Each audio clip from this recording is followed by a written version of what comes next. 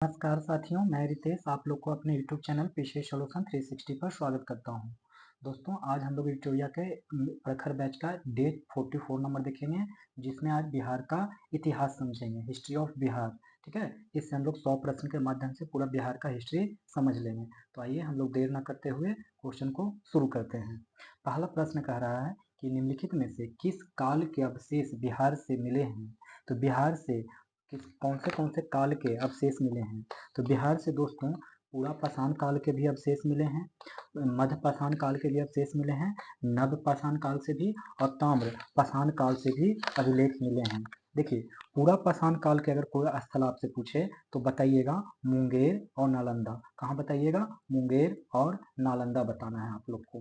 कोई मध्य पाषाण काल से पूछे तो मुंगेर के बारे में बताइएगा कि मध्य पाषाण काल से कहाँ स्थल मिला है, तो मुंगेर। कोई नव पाषाण काल से बताइएगा पूछेगा तो बताइएगा चिरांद मिला है, चिरांद, चेचर मिला है, चेचर मिला है और मनेर मिला है, मनेर, और एक मिला है मनेर के बाद सेनुआर मिला है। क्या मिला है? सेनुआर मिला है। अब सुनिए, चिरांद कहाँ है? तो चिरांद सारण में है। चिरांद कहाँ है? सारण में। चेचर कहाँ है? वैशाली में। चेचर वैशाली में। मनेर कहाँ है? तो पटना में। मनेर पटना में। और सेनुआर कहाँ है? तो रोहतास में है। सेनुआर कहाँ है? रोहतास में। और दूसरी बात ये है, तो आप लोग याद कर लीजिएगा कि नवपाषाण काल के साइट कहाँ कहाँ मिले हैं बिहार में। तो चिरांद, चेचर, मनेर, सेनुआर। सेनुआर रोहतास में, मनेर पटना में, चेचर वैशाली, चिरांद सारण, और मध्य पाषाण काल का मुंगेर, और पूरा पाषाण काल का मुंगेर और नालंदा। ये जो ताम्र पाषाण काल है, तो जहाँ नव पाषाण काल के मिले हैं वहीं आगे चल के ताम्र पाषाण काल का होगा। मतलब जब यहाँ पे शुरू शुरू में आपको मिला था, मतलब जो पुरातात्विक ये सब जो होता है वो मिला था शुरू में पत्थर, और फिर यहीं पे मिलने लगा तांबा, ताम्र। तो समझिए कि यही नव पाषाण काल से ट्रांसफर हो गया ताम्र पाषाण काल में। निम्नलिखित में से किस काल में मानव सभ्यता का विस्तार बिहार में हुआ? तब वो हुआ है उत्तर वैदिक काल में। कब हुआ है? उत्तर वैदिक काल में। निम्नलिखित में से किस काल में मानव सभ्यता का विस्तार हुआ है? तो उत्तर वैदिक काल में। और ये विस्तार जो हुआ था वो गंडक नदी तक विस्तार हुआ था। कहाँ तक? गंडक नदी तक विस्तार हुआ था। और इसका वर्णन कहाँ पे मिलता है? इसका वर्णन मिलता है शतपथ ब्राह्मण में। कहाँ मिलता है? शतपथ ब्राह्मण में मिलता है ये वर्णन। अच्छा, ये जो शतपथ ब्राह्मण है, ये ग्रंथ है, इसको किन्होंने लिखा था?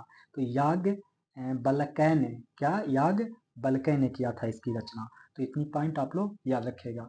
बिहार के संबंध में सत्य कथन को चिन्हित करें। तो इसमें से सत्य कथन क्या हो जाएगा? ये वाला हो जाएगा कि साहित्यिक रूप में बिहार की चर्चा सर्वप्रथम शतपथ ब्राह्मण में मिलती है। बिल्कुल। और शतपथ ब्राह्मण के लिखे कौन थे? तो याग बालकै लिखे थे। ठीक है। और ये कह रहा है कि वैदिक ग्रंथों में बिहार को मगध कहा गया है। तो नहीं, बिहार को मगध जो है कैसे कहा जाएगा? क्योंकि वैदिक ग्रंथ, वैदिक पीरियड के टाइम पे तो महाजनपद का ही उदय हुआ था। ठीक है, महाजनपद का ही उदय हुआ था। तो उस वक्त मैंने वैदिक पीरियड के बाद लेटर वैदिक पीरियड में ही मगध का मतलब मगध का उत्पत्ति हुआ था वैदिक में। तो इसमें मगध को कैसे कर दिया जाएगा? ठीक है। फिर ये कह रहा है कि विदेह जो है दक्षिण बिहार और झारखंड के भाग है। तो नहीं, ये दक्षिण बिहार के नहीं और झारखंड के नहीं, बल्कि विदेह जो है उत्तर का भाग है। कहाँ का भाग है? उत्तर का भाग है। और विदेह आज आज आज आज का विदेह किस किस क्षेत्र को कहा जाता है? तो मिथिला और तिरहुत का जो क्षेत्र है उसी को क्या कहा जाता है? विदेह। और कह रहा है कि इन ग्रंथों में बिहार को पवित्र भूमि माना जाता गया है। नहीं, बिहार को पवित्र भूमि माना नहीं गया है दोस्तों। महाजनपद काल में बिहार कौन सा महाजनपद उपस्थित नहीं था? तो इसमें से मल नहीं था। देखिए, ये जो हमारा बिहार है, ये हमारा जो बिहार है, इस बिहार में आप लोग को पता होगा कि ये वाला अंग अंग महाजनपद था, और ये मगध महाजनपद था, और ये टोटल बज्जी महाजनपद था। ठीक है, बज्जी संघ कह सकते हैं, बज्जी संघ। तो देखिए, अंग था, बज्जी था, मगध था, मल नहीं था। सही सुमेल करिए। तो बताना है कि एक तरफ मतलब एक तरफ महाजनपद है और दूसरे तरफ क्या है? तो उसकी राजधानी है। तो कुरु, कुरु का कहाँ होगा? तो मथुरा। ठीक है, कुरु मथुरा सही है। वत्स का कहाँ था? श्रावस्ती, वत्स का श्रावस्ती, कौशल का मथुरा। लेकिन अस्मक का ये सॉरी ये गलत बोल रहा है, ये सही सुमेलित पूछ रहा है ना, ये मैंने सब गलत बता दी, सॉरी। मैं थोड़ा सा सही कर देता हूँ, आप घबराइए नहीं। कुरु का कहाँ हो जाएगा? तो कुरु का जो होगा दोस्तों वो होगा इंद्रप्रस्थ। कहाँ? कुरु का इंद्रप्रस्थ, कुरु का इंद्रप्रस्थ। और वत्स का कहाँ हो जाएगा? तो वत्स का दोस्तों कौशाम्बी होगा, वत्स का कौशाम्बी। आप लोग याद करते चलिए, वत्स का कौशाम्बी हो जाएगा। कौशल का कहाँ हो जाएगा? तो श्रावस्ती, श्रावस्ती, श्रावस्ती। कौशल का श्रावस्ती, कुरु का इंद्रप्रस्थ, वत्स का कौशाम्बी, कौशल का श्रावस्ती। और अस्मक, अस्मक का कहाँ हो जाएगा? तो अस्मक को ये पोटन, पोटन भी तो सही है, पोटन। और इसी को पोटली भी कहा जाता है, पोटली। तो 4 लोग को याद हो गया, आप लोग को पता होगा ये 16 महाजनपद है। तो 4 वो यहाँ पे है, कुरु का इंद्रप्रस्थ, वत्स का कौशाम्बी, कौशल का श्रावस्ती, अस्मक का पोटली। और मैं आप लोग को याद करवा देता हूँ, 4 वो ये हो गया। 5वां में देखिए, 5वां में गंधार याद करवा देता हूँ, ठीक है, यहाँ पे लिख देता हूँ थोड़ा। 5वां में गंधार याद रख लीजिए, गंधार। गंधार का कहाँ? तो तक्षशिला। कहाँ? गंधार का तक्षशिला, गंधार तक्षशिला। और कंबोज भी याद रख लीजिए, कंबोज का कहाँ? तो हाटक या राजपुर, कंबोज, हाटक या राजपुर। अब देखिए ये दोनों जो था ना, कंबोज और गंधार, ये दोनों पश्चिमी पाकिस्तान या पूर्वी एवं पूर्वी अफगानिस्तान का हिस्सा है। कहाँ कहाँ का? तो पश्चिमी पाकिस्तान और पूर्वी अफगानिस्तान का हिस्सा था कंबोज और गंधार। गंधार का राजधानी तक्षशिला, कंबोज का हाटक। और देखिए अस्मक, अस्मक तो पाटन या पोटली हो गया, यह महाराष्ट्र और तेलंगाना के क्षेत्र में था। अस्मक कहाँ था? तो महाराष्ट्र और तेलंगाना के क्षेत्र में था। अगर हम बात करें ना, एक मत्स्य था, मत्स्य। तो ये मत्स्य का विराटनगर, जो कि राजस्थान में था, विराटनगर। विराटनगर कहाँ था? तो राजस्थान में। 8वां नंबर पे अगर देखा जाए तो अवंती था। कौन था? अवंती। अवंती का राजधानी तो उज्जैनी या महिष्मती, उज्जैनी या महिष्मती। और उज्जैनी या महिष्मती कहाँ? मध्य प्रदेश में। और याद रख लीजिए एक चेदी याद रख लीजिए, 9 नंबर में कौन? चेदी। चेदी का राजधानी सुक्तिमती। कहाँ? सुक्तिमती। जो कि सुक्तिमती कहाँ था? तो उत्तर प्रदेश और मध्य प्रदेश यानी ग्वालियर के क्षेत्र में। 10 नंबर पे देखा जाए तो सूरसेन, सूरसेन ये कहाँ है? तो इसकी राजधानी कहाँ था? तो मथुरा। तो चेदी का सुक्तिमती, सूरसेन का मथुरा। और 11 नंबर पे देखें तो पंचाल, पंचाल की राजधानी कहाँ? तो अहिछत्र, पंचाल की राजधानी अहिछत्र, पंचाल की राजधानी अहिछत्र, ठीक है। और 12 नंबर मल की राजधानी, तो मल की राजधानी कहाँ है? तो कुशीनारा, मल की राजधानी कुशीनारा है, ठीक है। मल की राजधानी कुशीनारा। और काशी की राजधानी कहाँ है? तो वाराणसी, काशी की राजधानी वाराणसी, काशी का राजधानी वाराणसी। और वज्जी संघ का, वज्जी संघ का राजधानी कहाँ है? तो वज्जी संघ का वैशाली, वज्जी संघ का राजधानी वैशाली। तो 14 हो गया। और अंग का तो जानते ही हैं, चंपा, अंग का चंपा। और एक लास्ट देख लीजिए 16 नंबर में मगध का, जानते हैं राजगीर या राजगीर, राजगीर या राजगिरी, राजगृह या गिरिब्रज जिसको भी कहते हैं। तो ये 16 महाजनपद थे दोस्तों उस जमाने में। कौन कौन थे एक बार देख लीजिए, कुरु का इंद्रप्रस्थ, कुरु इंद्रप्रस्थ, वत्स कौशाम्बी, वत्स कौशाम्बी, कौशल श्रावस्ती, कौशल श्रावस्ती, कुरु इंद्रप्रस्थ, वत्स कौशाम्बी, कौशल श्रावस्ती, अस्मक पोटली या पोटन, अंग चंपा, मगध, मगध का कहाँ? राजगीर या गिरिब्रज, गंधार का तक्षशिला, गंधार तक्षशिला, कंबोज हाटक, कंबोज हाटक। और ये क्या है? मत्स्य, विराटनगर, मत्स्य महाजनपद विराटनगर। और अवंती का उज्जैनी, उज्जैनी। चेदी का सुक्तिमती, सूरसेन का मथुरा, सूरसेन का मथुरा। पंचाल का अहिछत्र, मल का कुशीनारा, मल का कुशीनारा। और ये क्या है? काशी, काशी का वाराणसी। और बज्जी संघ का वैशाली, बज्जी संघ का कहाँ? तो वैशाली। इस शासक को पराजित कर बिंबिसार ने अंग को मगध में मिला लिया था। तब वो कौन था? ब्रह्मदत्त को हराकर। और ब्रह्मदत्त कहाँ के राजा थे? तो ये अंग के राजा थे, ये अंग के राजा थे। और इनको हरा दिया किसने? बिंबिसार को। और अंग को मगध में मिला लिया।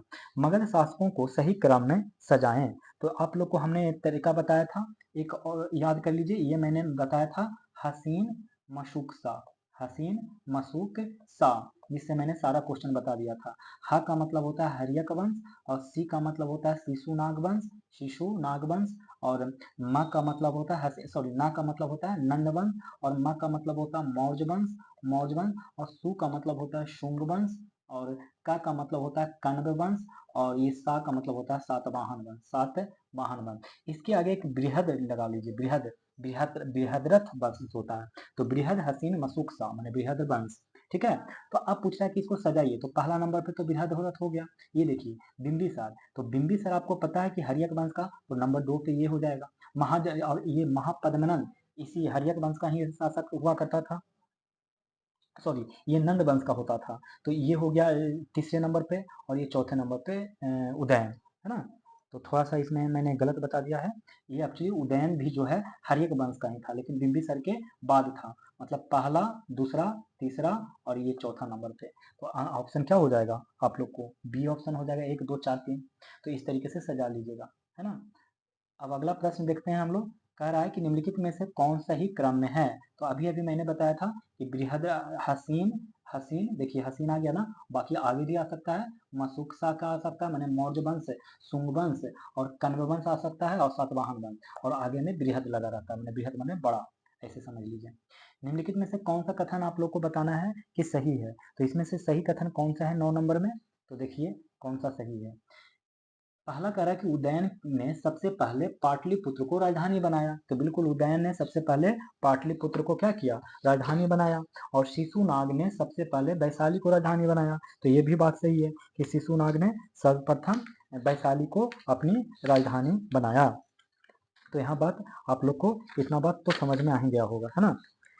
यहाँ पर थोड़ा सा मैं एक चीज कुछ बताता हूँ, और कोशिश कीजिए कि उस चीज को आप लोग ना थोड़ा सा याद कर लीजिए। ठीक है। कि कुछ शासक हैं, और उन्होंने कहाँ कहाँ अपना राजधानी बनाया। तो मैं पूरा ही याद करवा देता हूँ। बृहद्रथ, अगर मैं बात करूँ बृहद्रथ की, तो देखिए बृहद्रथ की बात करूँ, बृहद्रथ की, तो उन्होंने अपनी राजधानी गिरिब्रज या राजगीर में बनाया। कहाँ बनाया? गिरिब्रज या राजगीर में बनाया। दूसरा है बिंबिसार, बिंबिसार ने कहाँ बनाया अपनी राजधानी? बिंबिसार ने, तो इन्होंने भी गिरिब्रज और राजगीर में भी बनाया। तो बिंबिसार ने और बृहद्रथ ने गिरिब्रज और राजगीर में बनाया। एक बात करते हैं उदयन की, तो उदयन ने सबसे पहले राजधानी पाटलिपुत्र को बनाया था। कहाँ? पाटलिपुत्र को। तो उदयन ने राजधानी कहाँ बनाया? पाटलिपुत्र को। और शिशुनाग ने कहाँ बनाया? शिशुनाग के बारे में अगर पूछा जाए कि अपनी राजधानी कहाँ बनाया, तो बताना है आप लोग को वैशाली, वैशाली। अब देखिए यहाँ से ऐसे भी क्वेश्चन पूछा जा सकता है कि वैशाली सर्वप्रथम किसने राजधानी बनाया, या वैशाली को किसने बनाया? तो शिशुनाग ने। कालाशोक, कालाशोक जो है, कालाशोक इन्होंने राजधानी कहाँ बनाया? तो पाटलिपुत्र को। कालाशोक ने पाटलिपुत्र को बनाया। और नंद वंश ने कहाँ बनाया? इन्होंने भी पाटलिपुत्र को ही बनाया। मौर्य वंश ने भी देखा जाए तो पाटलिपुत्र को ही बनाया। और कुषाण वंश, कुषाण आए तब कहाँ बनाए? तो कुषाण बनाए पुरुषपुर या मथुरा में। पुरुषपुर पहले बनाए, और फिर मथुरा, पुरुषपुर और मथुरा 2 राजधानी आता है कुषाण के टाइम पे, पुरुषपुर और मथुरा। लेकिन वही फिर बात करें गुप्त वंश की, तो गुप्त वंश ने फिर से पाटलिपुत्र में बनाया अपनी राजधानी। गुप्त वंश ने पाटलिपुत्र। और पाल वंश की बात करें तो मुंगेर में ने बनाया। पाल वंश कहाँ बनाया? तो मुंगेर ने। ठीक है, पाल वंश मुंगेर ने। अच्छा, ये जो जनपद और जन और जनपद जो होता है, इसके बारे में थोड़ा सा बता देता हूँ। सबसे पहले कबीला होता है। क्या होता है? कबीला। और कबीला फिर बड़ा हो जाता है तो उसको जन का निर्माण लेता है। और फिर जन जो है बड़ा हो जाता है तो जनपद का निर्माण लेता है। और यही जनपद आगे चल के फिर महाजनपद कहलाने लगे। ठीक है। तो इतनी बात आप लोग को समझ में आ गया होगा। और एक चीज और मैं यहाँ पर आप लोग को थोड़ा सा बता दूं कि देखिए, ये जो मैंने बताया था यहाँ पे कि ये वाला जो मैंने बताया था कि ये अंग महाजनपद है, और ये मगध बताया था, और यहाँ पे मैंने बताया था बज्जी संघ, बताया था ना। देखिए बज्जी संघ में अगर कोई पूछे एक जिला, तो बताइएगा वैशाली और मुजफ्फरपुर का क्षेत्र, ज्यादातर यही सवाल में पूछा जाता है। और मगध के लिए जानबे करते हैं पटना, गया और नालंदा का क्षेत्र। ठीक है, नालंदा का क्षेत्र। और वही अंग के बारे में पूछा जाए तो भागलपुर और मुंगेर का क्षेत्र आएगा, भागलपुर और मुंगेर का क्षेत्र। तो ये थोड़ा सा आप लोग देखिएगा, कभी कभी ये भी क्वेश्चन पूछ दिया जाता है। चंद्रगुप्त मौर्य के संदर्भ में अब सही कथन पूछ रहा है, तो बताइए चंद्रगुप्त मौर्य के बारे में। कह रहा है कि चंद्रगुप्त मौर्य, यूनानी लेखक जस्टिन ने चंद्रगुप्त मौर्य को सेंड्रोकोटस कहा है। तो क्या यह बात सही है? तो हाँ जी, ये बात बिल्कुल ही क्या है, सही है। यूनानी लेखक था जस्टिन, उसने चंद्रगुप्त मौर्य को सेंड्रोकोटस कहा है। और सेंड्रोकोटस ने चंद्रगुप्त मौर्य की पहचान विलियम जोन्स से की है। सेंड्रोकोटस ने चंद्रगुप्त मौर्य की पहचान किससे की है? तो विलियम जोन्स के ने की है। सेंड्रोकोटस से चंद्रगुप्त मौर्य की पहचान विलियम जोन्स ने किया है। किस शासक ने भारत के संस्थापक या प्रथम भारतीय साम्राज्य का संस्थापक कहा जाता है? तब वो कहा जाता है किसको? तो चंद्रगुप्त मौर्य को। किस शासक को भारत के संस्थापक या प्रथम भारतीय साम्राज्य का संस्थापक कहा जाता है? चंद्रगुप्त मौर्य को। मौर्य वंश के संबंध में सही नहीं है, तो क्या सही नहीं है ये देखना है। पहला, मौर्य प्रशासन की जानकारी अर्थशास्त्र एवं स्तंभों से मिलती है। तो ये बात बिल्कुल सही है कि मौर्य प्रशासन की जानकारी अर्थशास्त्र एवं स्तंभों से मिलती है। स्तंभों पर ब्राह्मी, खरोष्टी, ग्रीक लिपि का प्रयोग किया गया है। तो ये भी बात सही है कि स्तंभों पर ब्राह्मी, खरोष्टी और ग्रीक लिपि का प्रयोग किया गया है। सर्वाधिक प्रयोग की गई लिपि ब्राह्मी लिपि है। तो ये बात भी बहुत ही हद तक सही है कि सर्वाधिक प्रयोग की गई लिपि कौन सा है? तो ब्राह्मी लिपि। लेकिन ये वाला कह रहा है कि सर्वप्रथम इन लिपियों को विलियम जोन्स ने पढ़ा। तो वो विलियम जोन्स ने नहीं पढ़े थे, बल्कि जेम्स प्रिंसेप ने पढ़े थे। किन्होंने पढ़े थे? तो जेम्स प्रिंसेप ने। और कब पढ़े? तो 1837 ईस्वी में। सर्वप्रथम इन लिपियों को विलियम जोन्स ने पढ़ा नहीं पढ़ा, तो जेम्स प्रिंसेप ने 1837 में पढ़ा। मेगास्थनीज ने मौर्य साम्राज्य को 7 वर्गों में विभाजित किया। कह रहा है कि मेगास्थनीज तो है जो मौर्य साम्राज्य को 7 वर्गों में विभाजित किया। निम्नलिखित में से कौन इन 7 में सम्मिलित नहीं है? तो कौन कौन इस 7 में सम्मिलित नहीं है दोस्तों? वही सवाल पूछा रहा है। तो दास के बारे में मेगास्थनीज ने चर्चा नहीं किया था। बाकी दार्शनिक, कारीगर, योद्धा का चर्चा किया था। दार्शनिक, योद्धा, कारीगर का चर्चा किया था। 1 नंबर पे दार्शनिक, 2 कारीगर और 3 योद्धा के बारे में बात किया था। मैं और बता देता हूँ कि 4 कौन कौन थे। तो कृषक के बारे में भी जिक्र किया गया था। और 5वां में पशुपालक के बारे में भी जिक्र किया गया था। पशुपालक कि पशुपालक थे मौर्य साम्राज्य में। और 6ठा नंबर पे निरीक्षक भी के बारे में भी जिक्र किया गया था, निरीक्षक। और 7 नंबर पे सभासद के बारे में भी जिक्र किया गया था। क्या क्या जिक्र किया गया था? तो दार्शनिक, कारीगर, कृषक, पशुपालक, योद्धा, निरीक्षक और सभासद के बारे में जिक्र किया गया था। इंडिका में नगर प्रशासन संचालन के लिए कितने समितियों का वर्णन किया गया है? तो 6 समितियों के बारे में वर्णन किया गया। इंडिका में नगर प्रशासन संचालन के लिए कितने समितियों का वर्णन किया गया? तो 6 समितियों का। देखिए, प्रत्येक समिति में अगर बात किया जाए तो 5 सदस्य होते थे। तो टोटल कितने सदस्य हो गए? 6 समिति। तो 6 समिति में टोटल कितने सदस्य हो जाएंगे? 30 सदस्य। तो 30 सदस्य और 6 समितियों के तहत नगर प्रशासन का संचालन होता था। मौर्य प्रशासन के संबंध में असत्य कथन चुने।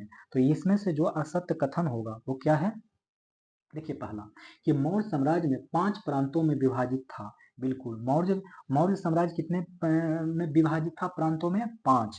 दूसरा, मौर्य प्रशासन केंद्रीकृत शासन पर आधारित थी। ये भी सही है कि जो मौर्य प्रशासन है वो केंद्रीकृत शासन पर आधारित थी। तीसरा, मौर्य के पास विशाल सेना थी। तो ये भी सही है कि मौर्य के पास जो था विशाल सेना था। लेकिन कह रहा है कि मौर्य प्रशासन में गुप्तचर व्यवस्था नहीं थी। ये गलत है। गुप्तचर व्यवस्था थी।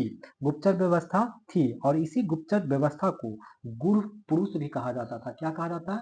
गूढ़ पुरुष भी कहा जाता था। तो गुप्तचर व्यवस्था को ही क्या कहा जाता था? तो गूढ़ पुरुष। और गूढ़ पुरुष या गुप्तचर व्यवस्था भी 2 तरीके के होते थे। एक होते थे संस्था। क्या होते थे? संस्था। और दूसरा होते थे संचार। इन दोनों का मतलब क्या होता था? संस्था एक जगह रुक कर गुप्तचरी करते थे। जैसे कोई भिखारी बन गए, कोई पान पराग का दुकान खोल के बैठ गए। अब उस जमाने में पान पराग होगा या कुछ भी होगा, तो एक जगह रुक कर जो गुप्तचरी करते थे वो संस्था कहलाता था। और संचार कहलाता था घूम घूम के राजा को इन्फॉर्मेशन देना। माने आज यहाँ है तो कल वहाँ है, मैंने घूम घूम के दिया जाता था। ठीक है, यही है हमारा गुप्तचर व्यवस्था। तो गुप्तचर व्यवस्था तो था जी। अगला प्रश्न हम लोग देखेंगे। अगला प्रश्न जो कह रहा है कि 16 नंबर में कि महात्मा बुद्ध के संबंध में असत्य कथन चुने। तो इसमें से अगर असत्य कथन चुनेंगे महात्मा बुद्ध के बारे में तो क्या होगा, जरा बताइएगा। महात्मा बुद्ध के बारे में असत्य कथन क्या होगा? देखिए, महात्मा बुद्ध के बारे में कह रहा है कि उनका जन्म जो है 563 ईस्वी पूर्व में हुआ। तो ये तो बिल्कुल ही सही है कि महात्मा बुद्ध का जन्म कब हुआ था? तो 563 ईस्वी पूर्व में। महात्मा बुद्ध का जन्म 563 ईस्वी पूर्व में हुआ। उनका जो परिनिर्वाण है वो कुशीनगर में हुआ। तो ये भी बहुत ही सही, हद तक सही है। हद तक सही क्या है कि पूरा ही दोस्तों ये सही है, ठीक है। अच्छा, उनको ज्ञान की प्राप्ति कहाँ हुआ है? तो बोध गया में। महापरिनिर्वाण कुशीनगर में, जन्म 563 के लुम्बिनी में हुआ है। उनको ज्ञान की प्राप्ति बोध गया में। उन्होंने अपना पहला उपदेश वैशाली में नहीं दिया था, तो कहाँ दिया था? सारनाथ में दिया था। कहाँ दिया था? सारनाथ में। और अगर वैशाली किस लिए फेमस है? तो वैशाली है कि अपनी अंतिम यात्रा, जब भी वर्षा होता था तो अपनी यात्रा करते थे, तो अपनी अंतिम यात्रा कहाँ का किए थे? वैशाली का। तो उन्होंने अपना पहला उपदेश सारनाथ में दिया। और बौद्ध धर्म के संस्थापक गौतम बुद्ध हो गए। इनका जन्म कब हुआ? 563 ईस्वी पूर्व में। इनका मृत्यु के बारे में जो बताया जाता है वो है 483 बीसी में, ठीक है। 483 माने ईसा पूर्व में। इनकी मृत्यु 483 में और जन्म 563 बीसी में। और ये लुम्बिनी कहाँ था दोस्तों? तो नेपाल में था। और गौतम बुद्ध के बचपन का नाम क्या था दोस्तों? बचपन का नाम, तो गौतम बुद्ध के बचपन का नाम जो था सिद्धार्थ था। क्या था दोस्तों? सिद्धार्थ। बचपन का नाम सिद्धार्थ। और पिता का नाम जो क्या था? तो सुदोधन था। क्या था? सुदोधन था। सुदोधन था। तो बचपन का नाम सिद्धार्थ, पिता का नाम सुदोधन। और माता का नाम क्या था? तो माता का नाम था महामाया देवी। महामाया देवी। और ये माता जो थी, इनको जन्म देते ही समय मृत्यु को प्यारा हो गए। तो इनकी सौतेली माँ ने इसको सेवा किया था। और सौतेली माँ कहिए चाहे मौसी कहिए, बात एक ही था। उनका नाम था प्रजापति गौतमी। क्या नाम था? प्रजापति गौतमी। सौतेली माँ यानी मौसी का नाम क्या था? प्रजापति गौतमी। जब गौतम बुद्ध बड़ा हो गया, मैंने सिद्धार्थ बड़ा हो गया, तो इनका शादी कर दिया गया। तो इनकी पत्नी का नाम क्या हुआ? तो यशोधरा। क्या था पत्नी का नाम? यशोधरा। पत्नी का नाम यशोधरा। तो पत्नी जब आएगी तो पुत्र भी होगा। पुत्र का नाम था राहुल। पुत्र का नाम क्या था? राहुल। और इनका एक सौतेला भाई भी था। और इस सौतेले भाई का नाम क्या था? वो था देवदत्त।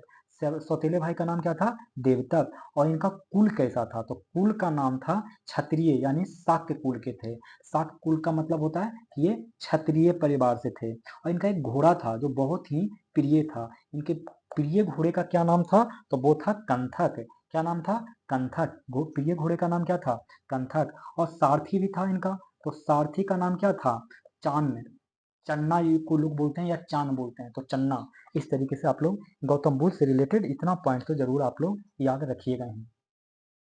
अब देखिए, प्रथम बौद्ध सभा कहाँ? तो राजगीर में हुआ। प्रथम बौद्ध, यहाँ पे मैं आपको पूरा ही टेबल ही बता देता हूँ जिससे आप लोग को कंफ्यूजन ही न रहे। तो आइए हम लोग वो टेबल की तरफ बढ़ते हैं, क्योंकि एक ही बार में सारा निपटा दूंगा तो ज़्यादा ही बढ़िया रहेगा, ठीक है। देखिए, बताता हूँ। पहला क्या है, जानते करते हैं कि 4 गो संगीति हुआ था। पहला, दूसरा और तीसरा और चौथा संगीति, इनके टाइम पे 4 संगीति हुआ था इनके लिए। पहला हुआ था 483 बीसी में हुआ था। फिर हुआ था 383 बीसी में हुआ था। और बौद्ध संगीति का तीसरा हुआ था 250 बीसी में। और ये ईसवी के प्रथम शताब्दी में हुआ था। ईसवी के प्रथम शताब्दी में हुआ था, ठीक है। अच्छा, स्थान के बारे में अगर कोई पूछे, स्थान की बताइए स्थान, तो आप लोग स्थान में याद रखिएगा RVPK। आर का मतलब होगा राजगीर। आर का मतलब राजगीर। बी का मतलब होगा वैशाली। देखिए स्पेलिंग पे मत जाइएगा, नाम सुनिए, वैशाली। पी का मतलब होगा पाटलिपुत्र। पाटलिपुत्र। के का मतलब होगा कश्मीर। कश्मीर। और कश्मीर में कहाँ? तो कुंडल वन। ये भी यही है, कुंडल वन। अब देखिए, कोई पूछे कि इनके टाइम पे बताइए शासक किनके शासक के टाइम पे ये हुआ था, तो शासक में आप एके याद रखिएगा। क्या? एके मतलब अक्षय खन्ना और अजय कुमार, मतलब अक्षय खन्ना और अक्षय कुमार। तो ए का मतलब यहाँ पे हो गया अजात शत्रु। अजात शत्रु हो गया। और यहाँ पे हो गया काला शोक। काला शोक। शोक। और ये हो गया अशोक। अशोक, और ये हो गया कनिष्क। क्या हो गया? कनिष्क। अगर कोई पूछे कि नहीं बता दीजिए अध्यक्ष भी बताइए हमको, तो अध्यक्ष कौन थे दोस्तों? तो अध्यक्ष के लिए आप याद रखिएगा MSMV। ठीक है, आप लोग MSME का नाम सुने होंगे, माइक्रो स्मॉल मीडियम इंटरप्राइजेज, तो आप लोग याद कर लीजिए MSMV। एम का मतलब होता है महा कश्यप। क्या होता है? महा कश्यप होता है। एस का मतलब सुबह कामी होता है, सुबह कामी होता है। और ये मोगली पुत्र पुत्र तीस होता है, मोगली पुत्र तीस। और भी का मतलब वसु मित्र, वसु मित्र होता है। और ये एक उपाध्यक्ष भी थे यहाँ, उस उपाध्यक्ष का नाम क्या था? तो अश्व घोष था, अश्व घोष था। देखिए पहला जो हुआ था, ये पहले तो आप ये याद कर लीजिए कि 483, 383, 250 और ईसवी की प्रथम शताब्दी में हुआ। 483, देखिए इसमें 100 जोड़िए, 383 और इसमें 70 के आसपास जोड़ लीजिए, 250 और इसमें 250, तो ये ईसवी प्रथम। तो 483 पहला, दूसरा 383, तीसरा 250 और प्रथम शताब्दी। बाकी आर भी पी के याद रख लीजिए, आजाद ए के याद रख लीजिए, मैंने अक्षय कुमार, अजय और अक्षय कुमार, अक्षय खन्ना। अजात शत्रु, काला अशोक, आजाद अशोक और कनिष्क। और MSM भी याद रख लीजिए, महाकश्यप, शुभाकामी, मोगलीपुत्र तीस और ये वसुमित्र और अश्वघोष इनका उपाध्यक्ष भी थे। अब बात है कि विशेषता क्या हुआ था इस बीच में, हुआ क्या क्या था दोस्तों, ये इंपॉर्टेंट है। तो अगर क्या क्या हुआ था ये जानना है तो आप लोग को जान लीजिए कि पहला में सूत पिटक और विनय पिटक का रचना हुआ था। पहला में विशेषता क्या था? तो पहला में विशेषता था कि सूत पिटक और विनय पिटक का रचना हुआ था। सूत पिटक और विनय पिटक का पहला समिति संगीति में, मैंने पहला मीटिंग में ये दोनों का अथी हुआ था। और दूसरा में बंटवारा हो गया था, महासंघिक और अस्थैवीर में, महासंघिक और अस्थावीर में दूसरका में बंटवारा हो गया। देखिए दूसरका और चौथा ये बंटवारा के नाम से जाना जाता है। और पहला और तीसरा में, दूसरा और चौथा में बंटवारा, पहला तीसरा में किसी चीज का रचना किया गया था। तो पहला में रचना किया गया है सूत पिटक और विनय पिटक का, और तीसरा में रचना किया गया है अभिधम पिटक का, अभिधम पिटक का। तो सूत पिटक विनय पिटक की रचना पहला में, और तीसरा में अभिधम का। और जो बंटवारा हुआ है दूसरा और चौथा में, तो दूसरा में बंटवारा हुआ महासंघिक और अस्थावीर में विभाजन हुआ है, और चौथा में विभाजन हुआ है हीनयान और महायान में, हीनयान और महायान में विभाजन चौथा में हुआ है। तो ये है पूरा का पूरा इसका संगीति जो इसका हुआ था। ठीक है, तो अब यहाँ से सूत पिटक और विनय पिटक और अभिधम पिटक आ गया। तो सुन लीजिए क्या क्या है ये सूत पिटक। सूत पिटक में दोस्तों बुद्ध के उपदेशों का संकलन है। सूत पिटक जो एक ग्रंथ है वो क्या है उसमें, तो बुद्ध के उपदेशों का संकलन है। और विनय पिटक में क्या है, तो संघ के नियमों का, देखिए विनय, विनय से मतलब समझिए कि विनय है, डिसिप्लिन है। तो डिसिप्लिन का संकलन किसमें है, तो विनय पिटक में है। तो संघ के नियमों का संकलन विनय पिटक में, सूत पिटक में बुद्ध के उपदेशों का संकलन। और ये अभिधम पिटक में क्या है, तो अभिधम पिटक में बुद्ध के दार्शनिक विचारों का संकलन है। तो बुद्ध के दार्शनिक विचारों का संकलन किसमें है, तो अभिधम पिटक में। ठीक है, अब देखिए अगर कोई पूछे कि सूत पिटक का रचना किसने किया, अभी जो सूत पिटक बताया, सूत पिटक में क्या था, बुद्ध के उपदेशों का संकलन। सूत पिटक में बुद्ध के उपदेशों का संकलन। तो सूत पिटक को लिखा किसने था, तो वो लिखा था आनंद ने। को किसने लिखा था, आनंद ने। और सबसे बड़ा पिटक यही है दोस्तों, सबसे बड़ा पिटक यही है। और सबसे छोटा पिटक विनय पिटक है, सबसे छोटा पिटक विनय पिटक है। और विनय पिटक को लिखा था उपाली ने। ठीक है, तो सूत पिटक को लिखा आनंद ने, और विनय पिटक को लिखा उपाली ने। और अभिधम पिटक को किसने लिखा, तो मोगलीपुत्र तीस ने। किसने लिखा, मोगलीपुत्र तीस ने। अभिधम पिटक को किसने लिखा, तो मोगलीपुत्र तीस ने लिखा। ठीक है, मोगलीपुत्र तीस ने अभिधम पिटक को लिखा। तो आप लोग को इससे बहुत कुछ आप लोग को याद हो गया होगा अब तक। ठीक है, बहुत कुछ आप लोग को बौद्ध धर्म से मैंने टॉपिक बता दिया। आपको छूट गया होगा तो क्वेश्चन के माध्यम से हम लोग देख लेंगे। तो यही 17 नंबर में करा, आप 17 नंबर में आराम से बता दीजिए कि प्रथम, द्वितीय, तृतीय, चौथा। प्रथम में तो मैंने ट्रिक बताया था RVPK का मतलब देखिए कंफ्यूज मत करिए, यहाँ कुशीनरा है, यहाँ अगर कुंडलबान या कश्मीर होता तो सही होता, ये गलत है। ठीक है, अब ये देखिए मिलान करने वाला, ये बहुत ही अच्छा क्वेश्चन है 18 नंबर का। देखिए इसका होगा कि चैत को पूजा घर कहा जाता है। चैत को क्या कहा जाता है? पूजा घर कहा जाता है। बौद्ध धर्म का ये पूजा ग्रह होता है। ये तीनों ही बौद्ध धर्म से संबंधित है। किससे संबंधित है? बौद्ध धर्म से। तो चैत को क्या कहा जाता है? पूजा घर। और स्तूप, स्तूप को क्या कहा जाता है? पवित्र स्थान। ये बौद्ध धर्म का पवित्र स्थान होता है। ठीक है। और बिहार को क्या कहा जाता है? निवास स्थान। माने बौद्ध लोग जहाँ रहते थे तो वो उसको क्या कहा जाता था?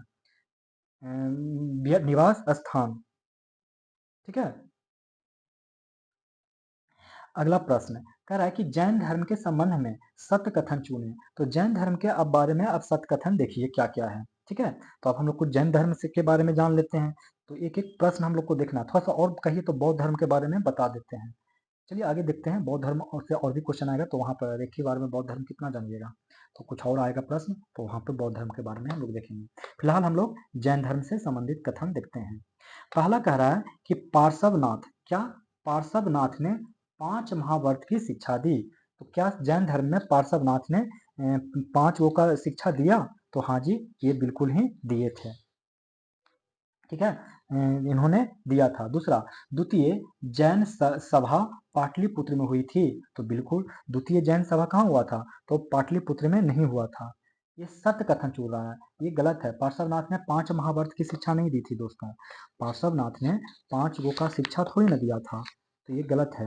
और दूसरा कह रहा है कि द्वितीय जैन सभा में पाटलिपुत्र में हुई थी। द्वितीय में तो बल्लाभी में हुआ था। ठीक है ना, बल्लाभी जो कि गुजरात में है, वहां हुआ था। समझ गए। और ये कह रहा है कि त्रिरत्न का संबंध जैन धर्म से है। तो हाँ, ये तो है, त्रिरत्न का संबंध जैन धर्म से है। और प्रथम जैन तीर्थंकर महावीर स्वामी नहीं थे, ये ऋषभ देव थे। कौन थे? ऋषभ देव। प्रथम जैन तीर्थंकर कौन थे? तो ऋषभ देव थे। ठीक है, ऋषभ देव। तो देखिए इसमें बहुत सारा चीज गलत गलत लिखा गया है।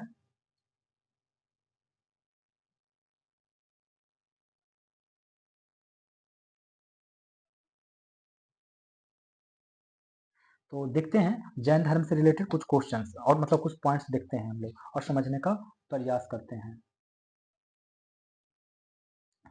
आइए, तो यहीं पे देख लेते हैं, यहीं पे है ना, यहीं पे इसको बड़ा कर लेते हैं। कुछ कुछ लिखना होगा तो हम लोग इसमें लिख के देख लेंगे।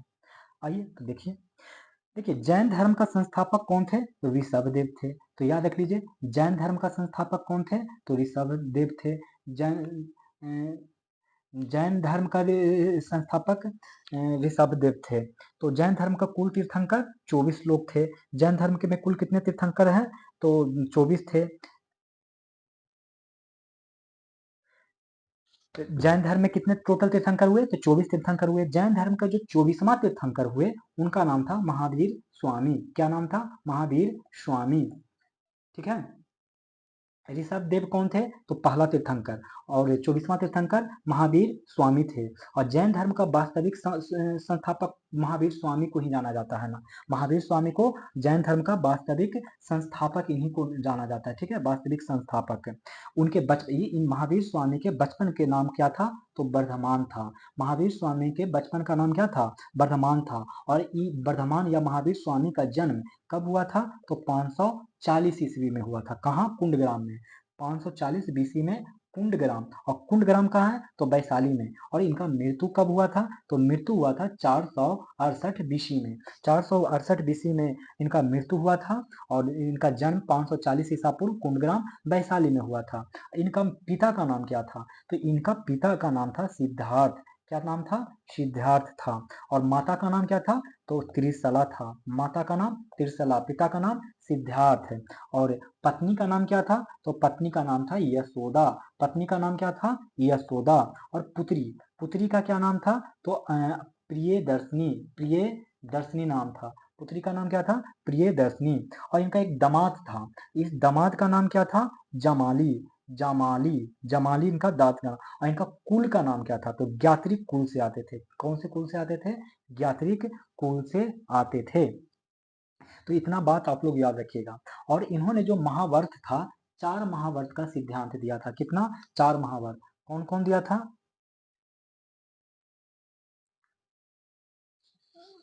थोड़ा सा इसमें मैंने गलत बता दिया। एक्चुअली 4 महावर्त का जो सिद्धांत है उन्होंने ऋषभ देव ने दिया था, ठीक है। और महावीर ने आके एक और जोड़ दिया, तो टोटल महावर्त कितने हो गए 5, लेकिन महावीर स्वामी ने एक ही दिया था। तो सत्य सत्य अहिंसा, सत्य अहिंसा, अहिंसा सत्य अहिंसा, और तीसरा में क्या हो जाएगा अस्तेय, सत्य अहिंसा अस्तेय और अपरिग्रह, ये तो दिए थे ऋषभ देव ने। और इन्होंने आके क्या जोड़ दिया, तो ब्रह्मचर्य जोड़ दिया।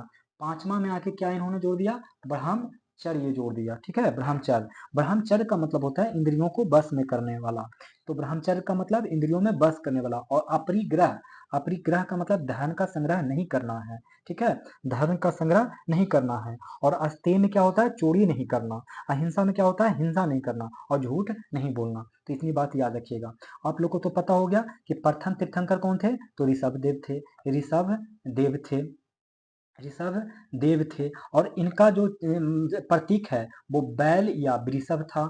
दूसरा कौन थे, तो अजीतनाथ थे, और अजीतनाथ का तीर्थ प्रतीक क्या था, तो हाथी था, अजीतनाथ का हाथी था। और 23वां तीर्थंकर कौन थे, तो पार्श्वनाथ थे। 23वां कौन थे, तो पार्श्वनाथ थे। और इनका जो प्रतीक था तो सर्प था। और जानते करते हैं 24 का महावीर स्वामी थे, महावीर स्वामी। और इनका प्रतीक सिंह था, क्या था, प्रतीक सिंह था, ठीक है।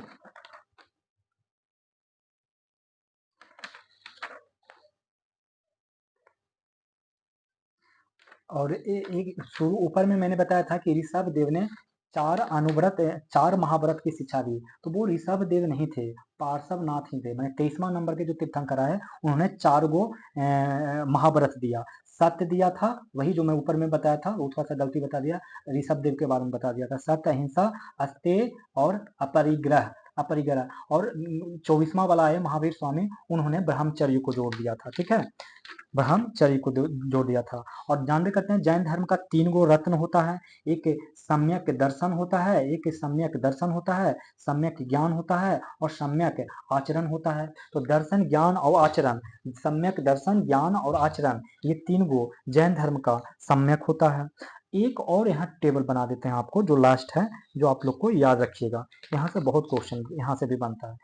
जिस तरह से बौद्ध संगीति हुआ था ना, उसी तरह से जैन संगीति भी हुआ था। जैन संगीति केवल 2 हुआ था, ये पहला हुआ था 310 बीसी में, और दूसरा हुआ था 512 एडी में हुआ था, ठीक है।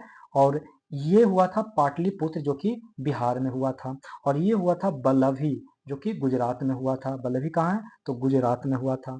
और इस वक्त शासक थे चंद्रगुप्त मौर्य थे। कौन थे, चंद्रगुप्त मौर्य। इसमें शासक के बारे में जिक्र नहीं आता है।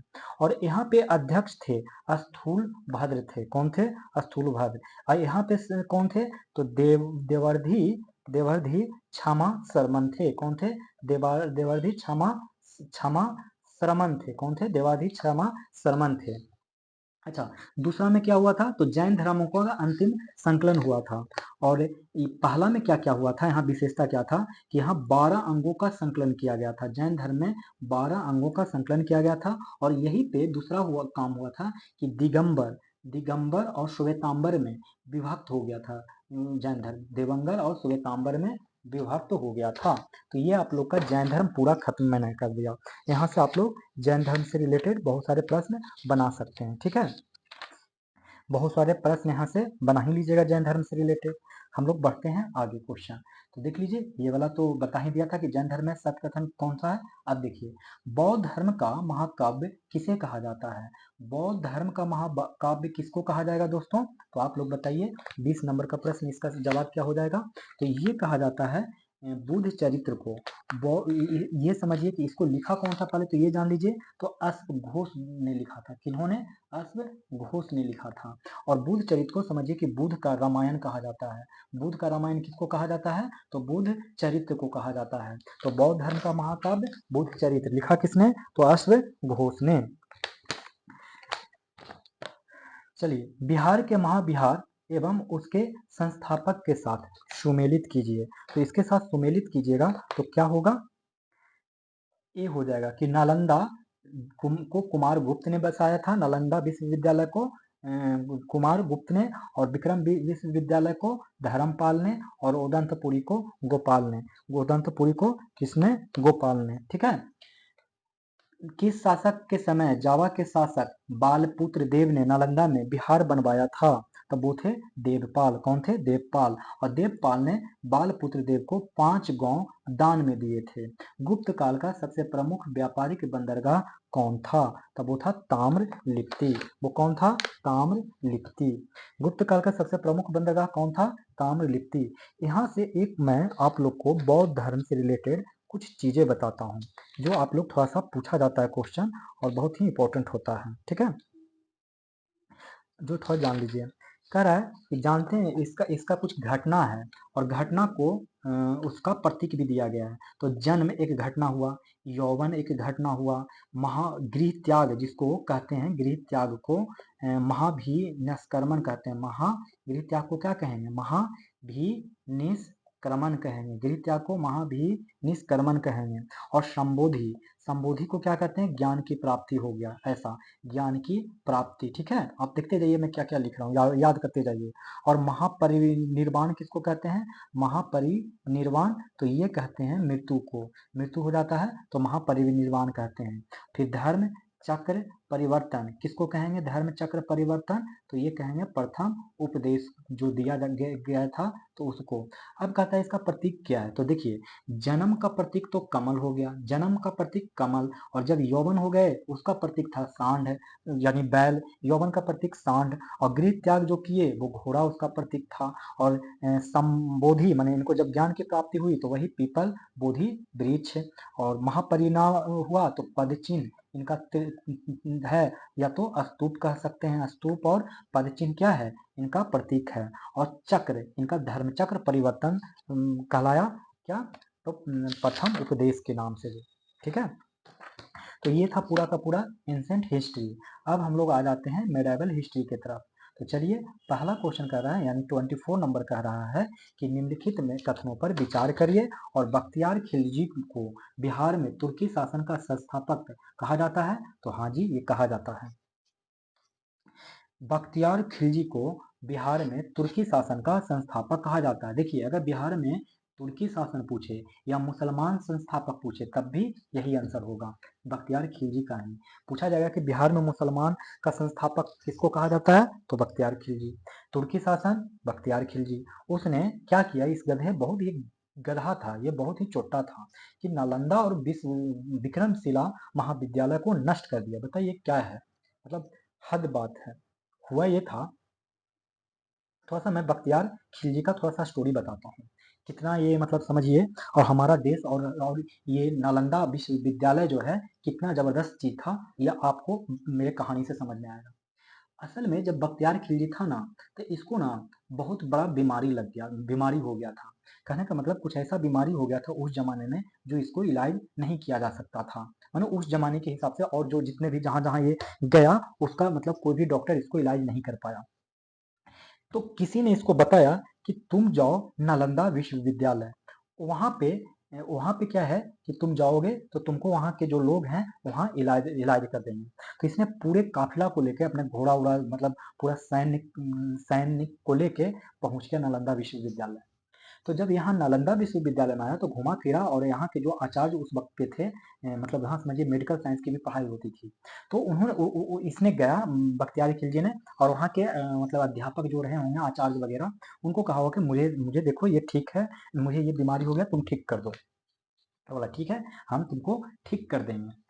तो उसने एक माने जो आचार्य थे उन्होंने इसको दिया दवा खाने के लिए, कि लोग कुछ औषधि वगैरह दिया। मतलब आज के डेट में तो हम दवा इसलिए बोल रहे हैं क्योंकि हम लोग पुराने जमाने से कनेक्ट नहीं कर पा रहे हैं। तो फिर भी देखिए, औषधि दिया गया खाने को। तो उसने सोचा कि पता नहीं ये जहर है कि क्या है, पता नहीं क्या हो जाएगा, ये हमको खाने के लिए दे रहा है। और दूसरी बात, किसी के हाथ से ये मतलब कि छूता भी नहीं था, किसी के हाथ से छुआ खाता भी नहीं था, इस टाइप का। तो उसने बोला कि ठीक है, आप ये औषधि मत खाइए, हम पर विश्वास भले ना हो, मैं आपको एक पुस्तक देता हूँ, आप उस पुस्तक को ना पढ़िए, ऐसा उन्होंने बोला। और वो पुस्तक के जो पेज थे पलटना चालू किया उस बख्तियार खिलजी ने। जब पेज पलटते हैं तो हाथ तो अपना जो उंगली होता है तो आप थोड़ा सा उंगली को जीभ पे टच कराते हैं। तो उसी पुस्तक में उसने औषधि मिला दिया था आचार्य ने, और उस पुस्तक को पलटते पलटते ही उसने उंगली को एक दो बार चटा जीभ से, और औषधि उसके शरीर में चला गया, और औषधि ने अपना असर दिखाया और बख्तियार खिलजी पूरी तरीके से ठीक हो गया। समझ रहे हैं, बख्तियार खिलजी पूरी तरीके से ठीक हो गए। अब बख्तियार खिलजी को एहसास हुआ कि ये इन लोग ग्रंथ पढ़ पढ़ के इतना महान है कि इन लोग तो बहुत आगे निकल जाएगा, और इन लोग को अगर नीचे ढकेलना है तो हमको एक काम करना होगा कि यहाँ जितने भी महाविद्यालय हैं उसको ध्वस्त करना होगा। सोचिए हमारा जो मतलब जो चिकित्सा शास्त्र था कितना मजबूत था, और इसी खुन्नस में उसने पूरे नालंदा विश्वविद्यालय में आग लगा दिया, और बहुत वहाँ के जो आचार्य स्टूडेंट थे सबको कत्लेआम करना चालू किया और उस विश्वविद्यालय को आग लगा दिया। साथ ही विक्रम विश्वविद्यालय को भी उसने इसी अच्छी आधार मान के आग लगा दिया। ये हुआ था कहानी। थोड़ा सा कनेक्ट करने के लिए मैंने रुका था, स्टोरी सुनाऊं तो हो सकता है थोड़ा सा आसान लगे आप लोग को पढ़ने में आगे। आप लोग का तैयारी बहुत क्रूशियल टाइम पे आ गया, आप लोग को पता है एग्जाम 13 ही दिसंबर को है, तो आप लोग अच्छे से पढ़ाई करते रहिए और पीछे पलट के मन देखिए, बस आगे पढ़ते जाइए। बिहार पर आक्रमण करने वाला प्रथम सल्तनत शासक कौन था? तो वो था दोस्तों इल्तुतमिश। कौन था? इल्तुतमिश। और इल्तुतमिश दास वंश का संस्थापक, दास वंश का मतलब ये बादशाह था, सुल्तान था। और इसने एक जैसी मतलब बिहार पर आक्रमण किया तो प्रथम सुल्तान कौन बना? तो इल्तुतमिश।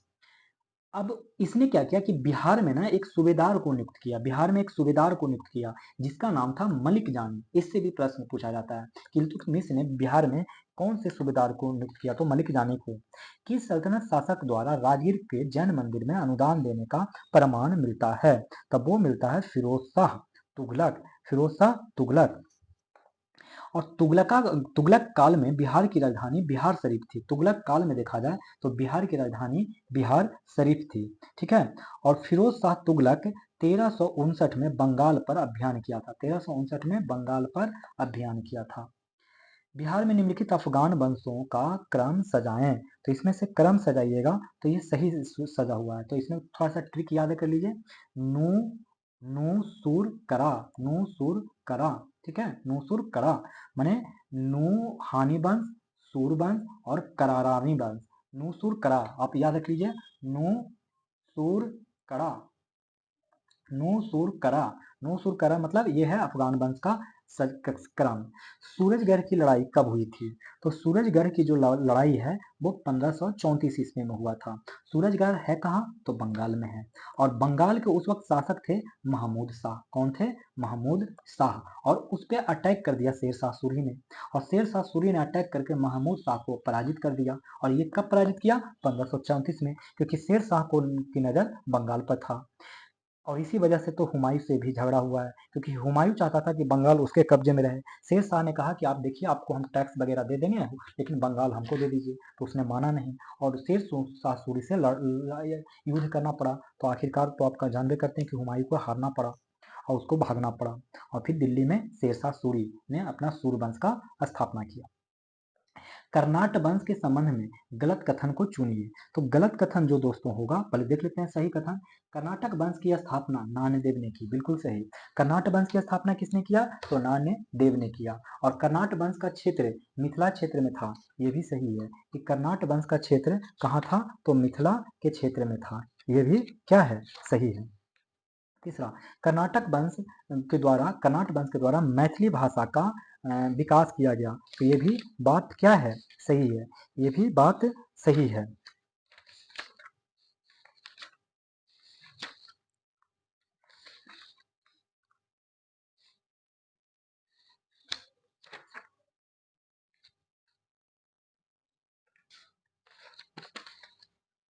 तो अगला और ये कह रहा है कि इस वंश का अंतिम शासक नरसिंह देव था, जो कि गलत है। इस वंश का अंतिम शासक हरि सिंह देव था। कौन था? हरि सिंह देव था। इस वंश का अंतिम शासक कौन था? हरि सिंह देव। अकबर ने किसका पीछा करते हुए बिहार पर अभियान किया था? तो किसका पीछा करते हुए किया था? तो ये किया था दाऊद खां करारानी को। दाऊद खां करारानी को, ये करारानी वंश का ही शासक था दाऊद खां को। और ये कब किया था? तो 1576 में अकबर ने बिहार पर आक्रमण किया और अपने अधिकार में मिला लिया, अपना अधिकार कर लिया। किस मुगल शासक ने अपना औपचारिक राज्याभिषेक पटना में करवाया था? तब वो करवाया है फर्रुख सियार ने। कब, कौन करवाया? फर्रुख सियार ने। और किसके मतलब हेल्प से? तो सैयद बंधु के हेल्प से। ठीक है। एक और नाम आता है शाह आलम द्वितीय का। शाह आलम द्वितीय का नाम आता है, जिन्होंने भी अपना राज्याभिषेक पटना में ही करवाया था। कहाँ करवाया था राज्याभिषेक? पटना में ही करवाया था। तो आप लोग इतना याद रखिएगा। ठीक है।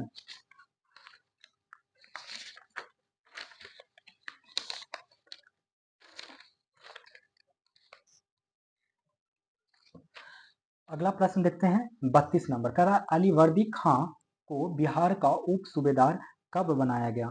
तो वो बनाया गया था 1733 में। अलीवर्दी खां को कब बनाया गया था? तो 1733 ईस्वी में। अच्छा, एक एंशिएंट हिस्ट्री से, मतलब जो बिहार के एंशिएंट हिस्ट्री है, उससे कुछ क्वेश्चंस और बता देता हूँ, पॉइंट्स। आप उस पॉइंट्स को ना थोड़ा सा रट के रखिएगा, काम आएगा। ठीक है। एक ऐसा है कि एक बार एक क्वेश्चन पूछा जाता है कि अशोक के शासन के महत्वपूर्ण वर्ष। कहा था कि जब वो राज्याभिषेक किया ना, तो वो अपने 9वें वर्ष में क्या किया था? ऐसे पूछा जाता है कि अपने वो 9वें वर्ष में क्या किया? तो उसने कलिंग युद्ध किया। 9वें वर्ष में क्या किया? तो कलिंग युद्ध किया। और 10वें वर्ष में क्या किया? तो उसने बोध गया का यात्रा किया। 10वां वर्ष में बोध गया का यात्रा किया। और 12वें वर्ष में क्या किया? तो निगाली सागर की यात्रा किया। निगाली सागर का यात्रा किया। और 13वें वर्ष में क्या किया? तो धर्म के शिलालेखों का में अंकन करवाया। धर्म का शिलालेखों में अंकन करवाया। और 14वें वर्ष में क्या किया? तो धर्म महामात्रों की नियुक्ति किया। धर्म महामात्रों की नियुक्ति किया। और 20वें वर्ष में क्या किया? तो 20वें वर्ष में लुम्बिनी का यात्रा किया। लुम्बिनी का यात्रा किया। और लुम्बिनी का यात्रा करके वहां पे जो कर था उसको घटा के 1/8 कर दिया गया। तो 20वां वर्ष में लुम्बिनी का कर लिया। फिर से देख लीजिए, 9वां वर्ष में कलिंग युद्ध किया। 10वां वर्ष में बोध गया की यात्रा किया। 12वां वर्ष में निगाली सागर की यात्रा किया। और 13वां वर्ष में धर्म के शिलालेखों में अंकन करवाया। धर्म को शिलालेख में अंकन करवाया। और 14वें वर्ष में धर्म महामात्रों की नियुक्ति किया। और 20वें वर्ष में लुम्बिनी की यात्रा किया और कर को 1/8 कर दिया। एक सवाल पूछा जाएगा आपको कि मौर्य प्रशासन से संबंधित। मौर्य प्रशासन में आप लोग को याद रखना है कि पहले देश हुआ करता था सबसे बड़ा, जो कि केंद्र कहलाता था। इसके बाद प्रांत होता थे, जैसे आज देश है, फिर प्रांत को राज्य कहते थे। फिर विषय, जो कि आज जिला के बराबर है। और फिर होता था ग्राम। यह मौर्य प्रशासन का सिस्टम था, प्रशासनिक व्यवस्था, जिसमें एक अधिकारी हुआ करता था उस जमाने का समाहर्ता। और दूसरा होता था सन्निधाता। क्या होता था? सन्निधाता होता था। और तीसरा होता था सीताध्यक्ष। क्या होता था? सीताध्यक्ष। और एक होता था पन्याध्यक्ष। क्या होता था? पन्याध्यक्ष होता था। और एक होता था अक्ष पटलाध्यक्ष। अक्ष पटलाध्यक्ष होता था। और एक सैन्य विभाग भी होता था। ठीक है। देखिए, सैन्य विभाग को सेनापति कहा होता था, सेनापति। और अक्ष पटलाध्यक्ष कौन होता था? तो महालेखाकार होता था। महालेखाकार होता था। तो अक्ष पटलाध्यक्ष कौन होता था? तो महालेखाधार होता था। और ये जो समाहर्ता है, ये आज भी देखिए है, राजस्व विभाग का प्रधान होता था। तो राजस्व विभाग का प्रधान कौन होता था? तो समाहर्ता। और सन्निधाता क्या होता था? राजकीय कोषाध्यक्ष। सन्निधाता राजकीय कोषाध्यक्ष। और सीताध्यक्ष कौन होता था? तो राजकीय कृषि विभाग का अध्यक्ष होता था। राजकीय कृषि विभाग का अध्यक्ष था सीताध्यक्ष। और पन्नाध्यक्ष कौन होता था? तो वाणिज्य विभाग का प्रधान। वाणिज्य विभाग का प्रधान कौन था? तो पन्ना अध्यक्ष। तो इतना आप लोग याद जरूर करके रखिएगा। ठीक है। बहुत ही इंपॉर्टेंट प्रश्न है। एक और मैं आप लोग को याद करवाता हूँ, जो कि भी बहुत ही इंपॉर्टेंट है। बहुत चीज तो आप जानते भी होंगे। देखिए, अर्थशास्त्र कौन लिखा था? जानते हैं? बिल्कुल जानते हैं, बताइए अर्थशास्त्र किसने लिखा था। फिर बताइए बुद्ध चरित्र किसने लिखा था। बुद्ध चरित्र के बारे में भी इसी वीडियो में बता चुका हूँ, बुद्ध चरित्र किसने लिखा था। फिर बताइए, बताना है आपको कि प्रज्ञा पारमिता में पारमिता किसने लिखा है। फिर बताना है आप लोग को सी यू की किसने लिखा है। फिर बताना है आपको इंडिका किसने लिखा है। फिर मिलिंद मिलिंद पन्हो किसने लिखा है। सब इंपॉर्टेंट है, सब आपको पता है। इसको तो पता है कि अर्थशास्त्र को कौटिल्य ने लिखा था।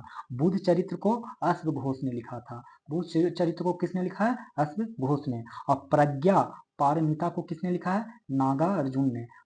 किसने लिखा है, नागार्जुन। और सी यू को हुवेन सांग ने, हुवेन सांग ने लिखा है सी यू की। और इंडिका को किसने लिखा है, तो मेगा अस्थनीज ने, इंडिका को मेगा अस्थनीज ने। और मिलिंद पन्हो को नाग सेन ने लिखा है, नाग सेन ने लिखा है। ठीक है। अर्थशास्त्र में पता ही है कि ये राज प्रबंधन के लिए है, राज प्रबंधन के लिए है, राज प्रबंधन के विषय के लिए है। और बुद्ध चरित्र तो जानते हैं कि बौद्ध धर्म का महाकाव्य है ये। और प्रज्ञा परमिता क्या है, तो शून्यवाद का सिद्धांत है इसमें। क्या है, शून्यवाद का सिद्धांत है। और सी यू की भारत का यात्रा विवरण बताता है। भारत का यात्रा वितरण किसमें बताता है, सीयूकी में। और इंडिका में मौर्य प्रशासन का विवरण बताता है। मौर्य प्रशासन का वितरण किसमें, इंडिका में। और मिलिंद पन्हों में बैक्टीरिया का एक शासन थे, मिनांडर और नागसेन। मिनांडर और नागसेन के वार्तालाप का संग्रहण है। इतना बात याद रखिएगा। एक होता है ललित विस्तार। ललित विस्तार में कौन लिखाता है जो पता तो नहीं है, लेकिन इसमें बुद्ध की लीलाओं का वर्णन है। और महावंश में क्या है, तो महावंश में श्रीलंका के राजाओं का वर्णन है। महावंश में श्रीलंका के राजाओं का वर्णन है। और एक होता है जातक कथा। तो जातक कथा है तो बुद्ध के पूर्व जन्म की कहानियां। जातक कथा में बुद्ध के पूर्व जन्म की कहानियां हैं। गिरिया का युद्ध कब हुआ था, तो ये हुआ था 1740 में। गिरिया का युद्ध कब हुआ, तो 1740 में। और ये गिरिया गिरिया गिरिया मतलब का युद्ध कैसे हुआ, तो एक बंगाल के नवाब थे जिनका नाम था सरफराज खां। क्या नाम था, सरफराज खां। और इन्होंने सरफराज खां को लड़ाई हो गया अलीवर्दी खां से, अलीवर्दी खां से। और अलीवर्दी खां ने सरफराज को हत्या कर दिया और खुद बंगाल का नवाब बन गया। गुरु गोविंद सिंह का जन्म पटना में कब हुआ था, तो वो हुआ था 26 दिसंबर 1666 को। गुरु गोविंद सिंह का जन्म पटना में कब हुआ था, 26 दिसंबर 1666 को। शेर शाह सूरी के संबंध में असत्य कथन चुने। तो शेर शाह सूरी के संबंध में असत्य कथन क्या है दोस्तों, तो देखिए पहला कह रहा है कि 1541 में पटना की स्थापना की। तो सही बात है कि 1541 में पटना की स्थापना की शेर शाह सूरी ने। और 1540 में क्या हुआ, तो हुमायूं को पराजित किया। तो 1540 में हुमायूं को पराजित किए शेर शाह ने, सूरी ने। और सासाराम में मकबरे का निर्माण करवाया। सासाराम में मकबरे का क्या किया, निर्माण किया। और मकबरे का निर्माण इंडो यूरोपियन कला में किया गया। यही गलत है कि मकबरे का निर्माण इंडो यूरोपीय कला में नहीं किया गया था। ठीक है, ये इंडो इस्लामिक कला में किया गया था। किसमें किया गया था, इंडो इस्लामिक कला में किया गया था। और निम्नलिखित बंगाल के नवाबों को सजाने कह रहा है। तो देखिए सजाइए। तो इसमें से आप लोग थोड़ा सा एक ट्रिक से याद कर लीजिए। डेट वगैरह तो ज़्यादा याद रहता नहीं है किसी को, और ना ही डेट के बाद आप लोग को कुछ पूछा जाता है। तो एक ट्रिक मैंने पहले भी बताया था, अभी भी बताता हूँ कि मूसा मूसा याद रखिए, मूसा सर अली। क्या याद रखेंगे, मूसा सर अली। ठीक है। और सीरा सीरा मीर, सिर मीर, आप सिरमीर याद रख लीजिए। ठीक है, सिर मीर या सिरा मीर। और फिर आप लोग को पता है यहाँ पे देखिए मीर दो गो है, मीर दो गो। ये मीर जाफर है दोस्तों, और ये मीर कासिम है। ठीक है, मीर कासिम। और फिर से मीर बना है, मैंने फिर से जाफर बना है। तो यहाँ से तो स्टोरी आप लोग को पता होगा। फिर नज, नज का नजमुदौला। फिर सैफ, सैफ का मतलब सैफ उदौला। और फिर मुबारक मैंने मुबारक उदौला। तो याद है, यहाँ से तो आप लोग को याद हो गया। मूसा का मतलब मुर्शीद कुली खान। डेट मत याद करवाई करिए, मैं याद भी नहीं करवाऊंगा। तो मुर्शीद कुली खान ये सू का और सा का मतलब, मुंह का मतलब मुर्शीद कुली खान, सा का मतलब सुजाउद्दीन, सुजाउद्दीन। और सर का मतलब सरफराज खां, और अली का मतलब अली वर्दी खां। तो मुर्शीद कुली खां, सुजाउद्दीन, सर अली खां, सरफराज खां, और अली, अली का मतलब अली वर्दी खां। और ये क्या है, सिर है, तो सिराजुद्दौला और मीर जाफर, मीर कासिम, मीर जाफर, नजमुद्दौला, सैफुद्दौला, मुबारकुद्दौला। आप ऐसे क्रम याद कर लीजिए और सरिया लीजिएगा, आंसर निकल जाएगा। कह रहा है कि कौन सा कथन आप लोग को बताना है कि सही है। तो देखिए कौन से कथन क्या है, सही है। तो इसमें से जो कथन सही है केवल दो है, पहला गलत है। पहला कह रहा है कि काल कोठरी का घटना 20 जुलाई 1756 को हुआ था, बस यही वाला क्या है, गलत है, क्योंकि ये 20 जुलाई को नहीं हुआ था बल्कि 20 जून को घटना हुआ था, 20 जून 1756 को हुआ था। और इस घटना को कौन प्रचारित किया था, तो हॉलवेल ने प्रचारित किया था। इस घटना को कौन प्रचारित किया था, तो हॉलवेल ने। पटना हत्याकांड क्या है, तो बताना है आप लोग को कि पटना हत्याकांड क्या है। तो वो है दोस्तों मीर कासिम द्वारा एलिस की हत्या। पटना हत्याकांड क्या है, तो मीर कासिम द्वारा एलिस की हत्या।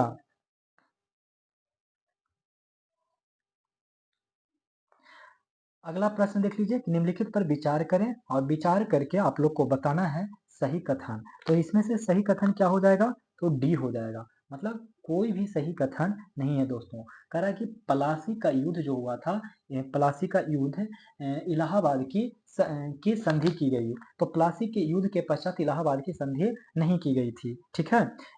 बक्सर युद्ध के पश्चात ये प्लासी के युद्ध के बाद इलाहाबाद की संधि नहीं हुआ था, बल्कि बक्सर के युद्ध के बाद इलाहाबाद की संधि हुआ था। और बक्सर के युद्ध के बाद मीर कासिम को नहीं बनाया गया, फिर तो मीर जाफर को बना दिया गया था, बना दिया गया था। और बक्सर के युद्ध के बाद क्या हुआ था, इलाहाबाद की संधि हुआ था। तो बक्सर के युद्ध के बाद क्या हुआ था, तो इलाहाबाद की संधि हुआ था, ठीक है, इलाहाबाद की संधि हुआ था। अब इलाहाबाद की संधि के बाद अंग्रेजों ने किसे बिहार का उप दीवान नियुक्त किया, तो वो किया सिताब राय को। किसे नियुक्त किया, सिताब राय को, सिताब राय को। तो इलाहाबाद की संधि के बाद अंग्रेजों ने किसे बिहार का उप नवाब बनाया, तो सिताब राय को। 41 नंबर का प्रश्न देखिए क्या कह रहा है कि बिहार आने वाली प्रथम कंपनी क्या पुर्तगाली थी, आपको ये पूछा जा रहा है। तो हाँ, ये पुर्तगाली तो थे ही। बिहार में पहली फैक्ट्री डचों ने स्थापित की, तो ये भी बात सही है कि बिहार में पहली फैक्ट्री किसने स्थापित की, तो डच ने। कह रहा है कि स्पेनिश कंपनी बिहार में सबसे अंत में आई, ये तो कभी बिहार में आया ही नहीं है स्पेनिश कंपनी दोस्तों, तो इसके बारे में कैसे बात करेंगे, तो ये गलत है, यानी ऑप्शन ये हो जाएगा। 42 नंबर देख लीजिए कि तिलका मांझी को किस वर्ष फांसी दी गई थी, तो वो फांसी दिया गया था 1785 ईस्वी में। कब दिया गया था, तो 1785 ईस्वी में। एक यहाँ क्वेश्चन था 38 में, जिसका एक एक्सप्लेनेशन थोड़ा सा मैं बता देता हूँ पटना हत्याकांड के बारे में। एक डेट है 24 जून 1763, ठीक है। इसमें क्या हुआ कि मीर कासिम द्वारा अंग्रेज एजेंट एलिस की हत्या कर दिया गया था। एजेंट किसकी हत्या कर दिया गया था, तो एलिस की हत्या कर दिया गया था। मीर कासिम ने एलिस की हत्या कब किया, तो 24 जून 1763। और इसी घटना पे को पटना हत्याकांड के नाम से जाना जाता है। इसके पश्चात मीर कासिम को बंगाल का नवाब पद से हटा के मीर जाफर को बना दिया गया था। तो यही मुझे बताना था। अब बिहार के क्षेत्र में हुए जनजातीय विद्रोहों को क्रम से सजाइए। जनजातीय विद्रोह को क्रम से सजाने कह रहा है दोस्तों। देखिए एक चीज यहाँ पे आप लोग समझिए थोड़ा सा, मैं आपको पूरा का पूरा हम यहाँ विद्रोह बता देते हैं, ठीक है, जनजातीय विद्रोह, और वहां से आप सारे क्वेश्चंस बना लीजिएगा, ठीक है। तो आइए चलिए शुरू करते हैं। सबसे पहले एक विद्रोह है पहाड़िया विद्रोह। कौन सा विद्रोह, पहाड़िया विद्रोह। दूसरा है तिलका मांझी विद्रोह। क्या है, तिलका मांझी विद्रोह। तीसरा है तमार विद्रोह। तीसरा है तमार विद्रोह। चौथा है चेरो विद्रोह, चेरो विद्रोह। पांचवा है हो विद्रोह, कोल विद्रोह, कोल विद्रोह, ठीक है। और अगला है संथाल विद्रोह, अगला है संथाल विद्रोह। अगला है सरदारी विद्रोह, सरदारी विद्रोह। अगला है मुंडा विद्रोह और अगला है ताना भगत। इसी क्रम में आप लोग याद कर लीजिएगा, ठीक है। ये सीक्वेंस में सरियाया ही हुआ है। पहाड़िया, तिलका मांझी, तमार, चेरो, हो, कोल, संथाल, सरदारी, मुंडा, ताना भगत। पहाड़िया आप इसी तरीके से याद कर लीजिए, पहाड़िया, तिलका मांझी। देखिए पहाड़िया पर तिलका मांझी थे, ऐसे याद कर लीजिए कि पहाड़िया पर तिलका मांझी थे। और तमार तमार और चेरो हो थे। पहाड़िया पर तिलका मांझी थे, तमार चेरो हो थे। कोल संथाल हो, कोल संथाल, तमार चेरो हो, कोल संथाल, सरदारी संथाल सरदारी, मुंडा ताना भगत, मुंडा ताना भगत। पहाड़िया जो हुआ था, डेट अब याद रखने की जरूरत नहीं है, लेकिन फिर भी देखिए 1778 में हुआ था। तिलका मांझी 1778 से 85 के बीच में हुआ था, ठीक है। और तमार विद्रोह 1789 से 94 के बीच में हुआ था। और चेरो विद्रोह 1800 से 1802 के बीच में हुआ था। और हो विद्रोह 1820 से 21 के बीच में हुआ था। और कोल विद्रोह 1831 से 32 के बीच में हुआ था। और 1855 से 56 के बीच में संथाल विद्रोह। और सरदारी विद्रोह 1858 से 95 के बीच में। और मुंडा विद्रोह 1895 से 1900 के बीच में। और ताना भगत 1913 से 14 के बीच में हुआ था। तो पहाड़िया, तिलका मांझी, तमार, चेरो, हो, कोल, संथाल, सरदारी, मुंडा, ताना भगत। तो पहाड़िया विद्रोह कब हुआ? 1778 में। तिलका मांझी 1778 से 85 में। तो पहाड़िया 1778 से 85, तिलका मांझी। तमार विद्रोह 1789 से 94, चेरो विद्रोह 1800 से 1802, हो विद्रोह 1820 से 21, कोल विद्रोह 1831 से 32, संथाल विद्रोह 1855 से 56, सरदारी विद्रोह 1858 से 95 तक चला, मुंडा विद्रोह 95 से 100 और 13 से 14 ताना भगत आंदोलन।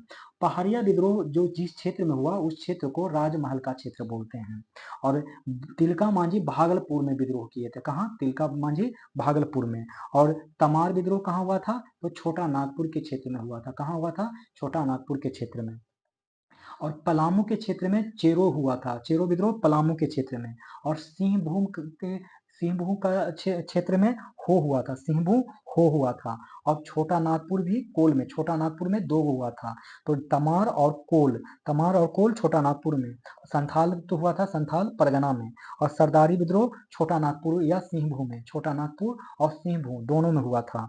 और छोटा नागपुर में ही मुंडा हुआ था, छोटा नागपुर में ही मुंडा हो गया था। और ताना भगत गुमला में हुआ था। कहाँ हुआ था? ताना भगत गुमला।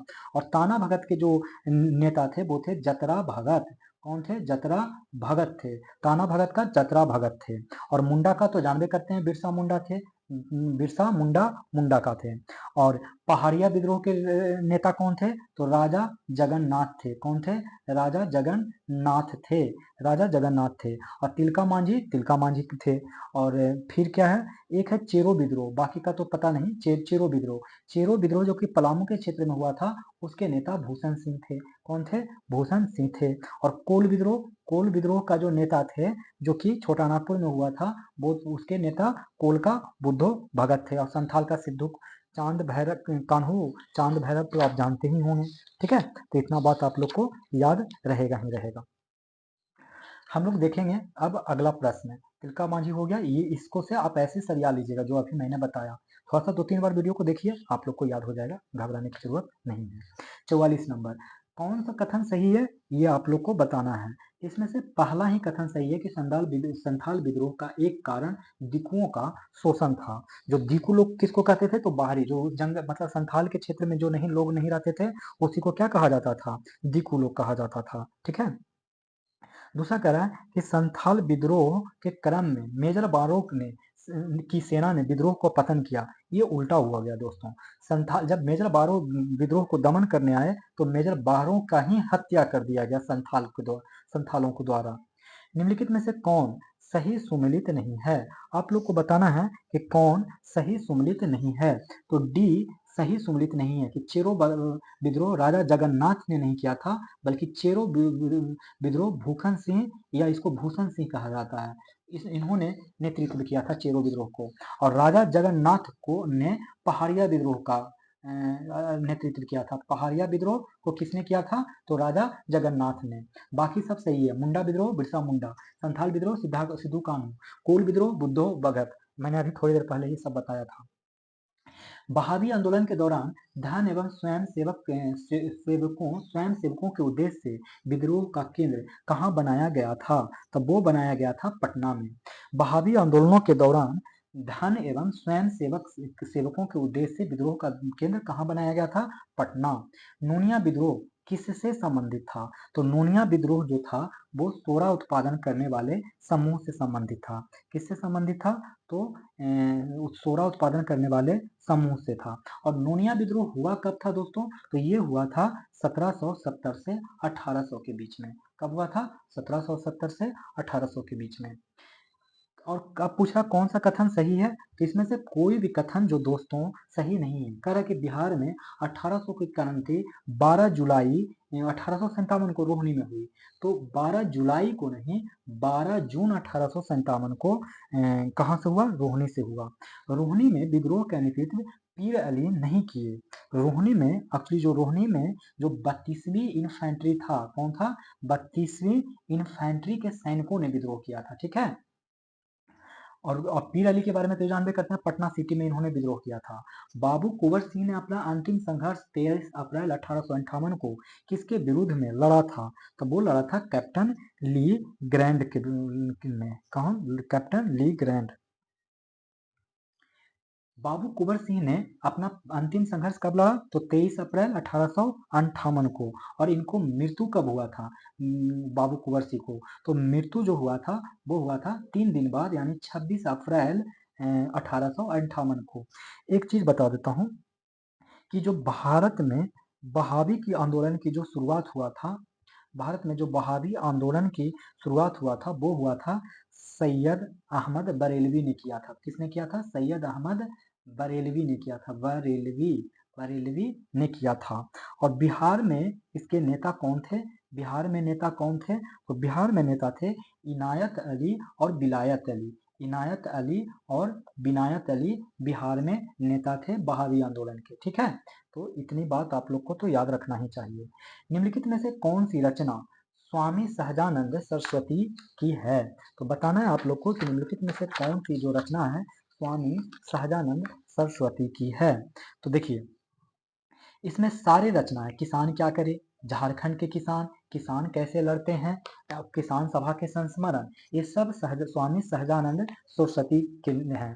और एक और इन्होंने लिखा था हुंकार भी, पांचवा भी याद कर लीजिए, हुंकार। हुंकार भी सहजानंद सरस्वती के द्वारा ही लिखा गया था। और सहजानंद सरस्वती किसान नेता थे। कैसे नेता थे? तो ये किसान नेता थे। तो स्वामी सहजानंद सरस्वती किसान नेता थे और इन्होंने 5 किताबें लिखा।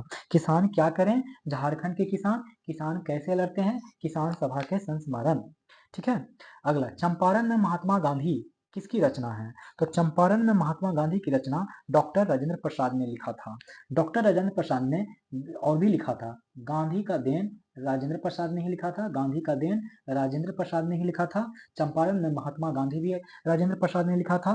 खादी का अर्थशास्त्र, किसका अर्थशास्त्र? तो खादी का अर्थशास्त्र भी महात्मा गांधी ने ही लिखा था। बापू के कदमों में, बापू के कदमों में किसने लिखा था? बापू के कदमों में, तो वो भी महात्मा गांधी ने ही लिखा था। और इंडिया डिवाइडेड, इंडिया डिवाइडेड किसने लिखा था? वो भी राजेंद्र प्रसाद ने ही लिखा था। निम्नलिखित में से कौन सा कांग्रेस अधिवेशन बिहार में नहीं हुआ है? तो पूछ रहा है कि निम्न में से कौन सा ऐसा कांग्रेस अधिवेशन है जो बिहार में नहीं हुआ है? तो इसके सही जवाब क्या हो जाएंगे? 52 नंबर में देखा जाए कि सही जवाब क्या हो जाएगा? 1932 वाला जो कांग्रेस का अधिवेशन हुआ था वो बिहार में नहीं हुआ है। अब यहाँ कांग्रेस के अधिवेशन जो बिहार में हुए हैं वो मैं आप लोग को बता देता हूँ, याद कर लीजिएगा और कंप्लीट हो जाएगा। 27वां, 37वां और 54 नंबर का।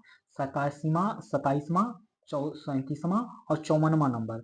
27वां हुआ था 1912 में, और 37वां हुआ था 1922 में, और 54वां हुआ था 1940 में, जो कि बिहार से संबंधित है। 27वां हुआ था बांकीपुर पटना में। ऑप्शन में अगर बांकीपुर और पटना दोनों रहे, आप लोग को बांकीपुर लगाना है आंसर। और दूसरा हुआ था 1922 में, कहाँ हुआ था? गया में। और 1940 कहाँ हुआ था? तो रामगढ़ में हुआ था। 1940 में रामगढ़। रामगढ़ आज वर्तमान में देखा जाए तो झारखंड, उस वक्त अविभाजित अविभाजित बिहार में रामगढ़ में हुआ था। फिर भी आप लोग को याद रखना है। R.N. मधोलकर बांकीपुर पटना में जब हुआ था तब इसके अध्यक्ष थे। और C.R. दास यानी चितरंजन दास कौन थे, कहाँ के थे, तो गया में हुआ था। और ये अबुल कलाम आजाद थे कहाँ, रामगढ़ में। अबुल कलाम आजाद थे रामगढ़ में। तो ये तीनों याद रखिएगा कि 27वां जो हुआ था तो पटना के बांकीपुर में 1912 में हुआ था, जिसके अध्यक्ष कौन थे, RN मधोलकर थे। और 37वां जो हुआ था 1922 में हुआ था, कहाँ हुआ था, गया में हुआ था। और कौन किए थे इसके अध्यक्षता, तो वो किए थे CR दास किए थे। और 54वां कौन किए थे, तो अबुल कलाम आजाद, कहाँ, रामगढ़ झारखंड में, कहाँ, रामगढ़ झारखंड में हुआ था। ठीक है, अगला प्रश्न हम लोग देखेंगे कि 37वां कांग्रेस अधिवेशन गया की अध्यक्षता किसने की, अभी अभी बता दिए, चित्तरंजन दास। बिहार में होम रूल लीग की स्थापना किसने की थी, तो बिहार में होम रूल लीग की स्थापना किसने की थी, तो वो किया था मजरूल हक ने। किसने, मजरूल हक ने। और ये 1916 में किया था। ये जो बिहार में होम रूल लीग की शाखा था, ये जो एनी बेसेंट का था ना, वो, यहाँ पे आप बाल गंगाधर तिलक का शाखा मत लगा दीजिएगा। बंग भंग के संबंध में क्या सही है, बंग भंग के संबंध में ये सही है कि इसकी जुलाई 20 जुलाई 1905 को हुई। बंग भंग का अनाउंस्ड कब हुआ था घोषणा, 20 जुलाई 1905 को। कभी कभी 19 जुलाई भी आ जाता है, तो देख लीजिएगा ऑप्शन में। इसका प्रभावी 16 दिसंबर 1905 को हुआ, नहीं 16 दिसंबर को नहीं, बल्कि 16 अक्टूबर 1905 को यह प्रभावी हुआ था। 56 नंबर का प्रश्न देख लेते हैं। 56 नंबर कह रहा है कि कौन सा कथन सही है, तो देख लेते हैं कौन सा सही कथन है। पहला सही है, दूसरा गलत है, कि मुजफ्फरपुर बम कांड 30 अप्रैल 1908 को हुआ था। मुजफ्फरपुर बम कांड कब हुआ, तो 30 अप्रैल 1908 को। और घटना के लिए खुदीराम बोस को और एवं प्रफुल्ल चाकी को फांसी दी गई, ये गलत है। खुदीराम को तो फांसी मिल गया, लेकिन प्रफुल्ल चाकी ने आत्महत्या कर लिए थे। क्या कर लिए थे, प्रफुल्ल चाकी ने आत्महत्या की है। और खुदीराम बोस को फांसी का सजा कब मिला था, तो 11 अगस्त 1908 को। 11 अगस्त 1908 को इनको फांसी का सजा मिला था। बेसिकली हुआ क्या था कि दोनों मिलकर, खुदीराम और प्रफुल्ल चाकी ने मुजफ्फरपुर में किंग जो वहाँ था, वहाँ सॉरी वहाँ का जज था किंग्स फोर्ड, उसकी हत्या करने के प्रयास में बम फेंक दिया। तो वहाँ पे उसमें उस बग्गी में, जो गाड़ी जिसको टमटम आज कह सकते हैं, तो उस जमाने में बग्गी बोला जाता था, उसमें किंग्स फोर्ड नहीं बैठे हुए थे, बल्कि प्रिंगली केनेडी और उनकी पत्नी और पुत्री मारी गई थी। तो प्रिंगली केनेडी थे, तो यही गलती हो गया था और कुछ नहीं। 57 नंबर, असत्य बता दीजिए, इसमें असत्य कौन है। पहला देखिए कि चंपारण सत्याग्रह के कारण तीन कठिया प्रणाली था। तो चंपारण सत्याग्रह का कारण कौन क्या था, तो तीन कठिया प्रणाली था। चंपारण सत्याग्रह का कारण क्या था, तो तीन कठिया प्रणाली। गांधी जी राजकुमार शुक्ल के निमंत्रण पर चंपारण आए, तो ये भी बात सही है कि जो गांधी जी हैं वो राजकुमार शुक्ल के निमंत्रण पर चंपारण आए। और गांधी जी जान बत्तख मियाँ ने बचाई, गांधी जी की जान किसने बताई, तो बत्तख मियाँ ने। और गांधी जी चंपारण में 15 मई 1917 को नहीं आए, बल्कि 15 अप्रैल 1917 को आए थे। गांधी जी चंपारण में कब आए, 15 अप्रैल 1917 को। चंपारण सत्याग्रह में किसने गांधी जी के सहयोग नहीं दिया था, तब वो सहयोग किन्होंने नहीं दिया। देखिए इस वक्त राम मनोहर लोहिया थे ही नहीं, क्योंकि राम मनोहर लोहिया का राजनीतिक कैरियर 1988 में ये सक्रिय रूप से भाग लिए, बाकी ये सब थे, इन्होंने साथ दिया ही था। ठीक है, अब बताना है किसान नेता के संबंध में। देखिए किसान नेता के सबसे बारे में ये जरूर जान लेते हैं, क्योंकि किसान नेता बहुत ही इंपॉर्टेंट होता है। यहाँ से मैं 2-3 क्वेश्चन याद करवा देता हूँ, टेंशन मत लीजिए। सबसे पहले तो देखिए कि ये कह रहा है कि कौन बिहार में कौन से किसान नेता थे, तो आपको क्या लगता है कौन नेता थे, सारे के सारे ये किसान के नेता ही थे। ठीक है, अब देखिए स्वामी जो सहजानंद सरस्वती देख रहे हैं, स्वामी सहजानंद सरस्वती ये किसान सभा के संस्थापक थे। कौन थे, तो ये किसान सभा के संस्थापक थे, कौन, स्वामी सहजानंद सरस्वती। कार्यानंदन शर्मा कौन थे, तो ये मुंगेर, कार्यानंदन शर्मा जो थे ये मुंगेर मुंगेर बड़हिया ताल से थे, संबंधित थे, बड़हिया बड़हिया ताल से संबंधित थे, मुंगेर से में कार्यानंदन शर्मा। ठीक है, और राहुल सांकृतन ये अंबारी सिवान से थे, अंबारी सिवान से संबंधित थे, वहां के किसान की मदद कर रहे थे राहुल संग्राम। और यदुनंदन यदुनंदन शर्मा कहाँ से थे? तो गया के किसान के लिए मदद कर रहे थे।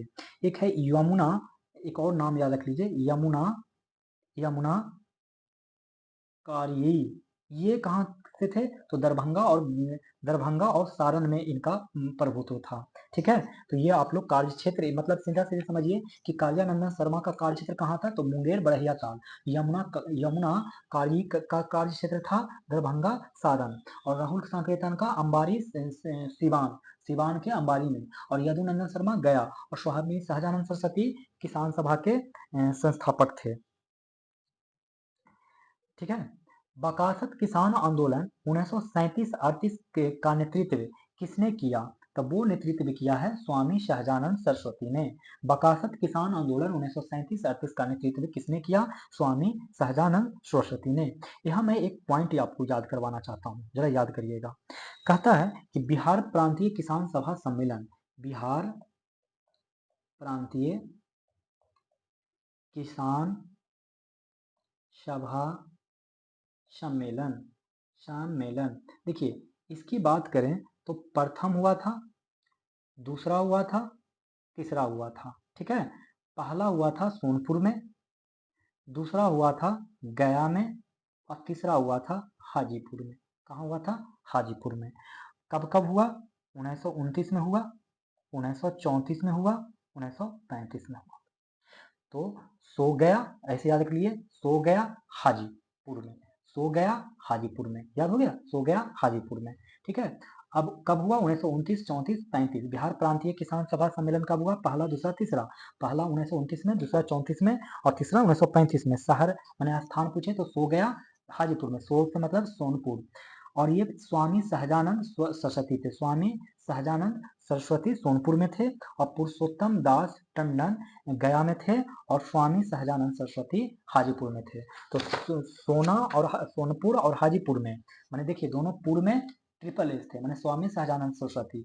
गया में टंडन थे, गया में टंडन थे, टंडन टंडन टंडन गया में थे। तो बस इतना तो याद हो ही गया होगा, इतना तो बोलता हूँ सिर्फ इसीलिए कि ताकि आपको याद रह सके।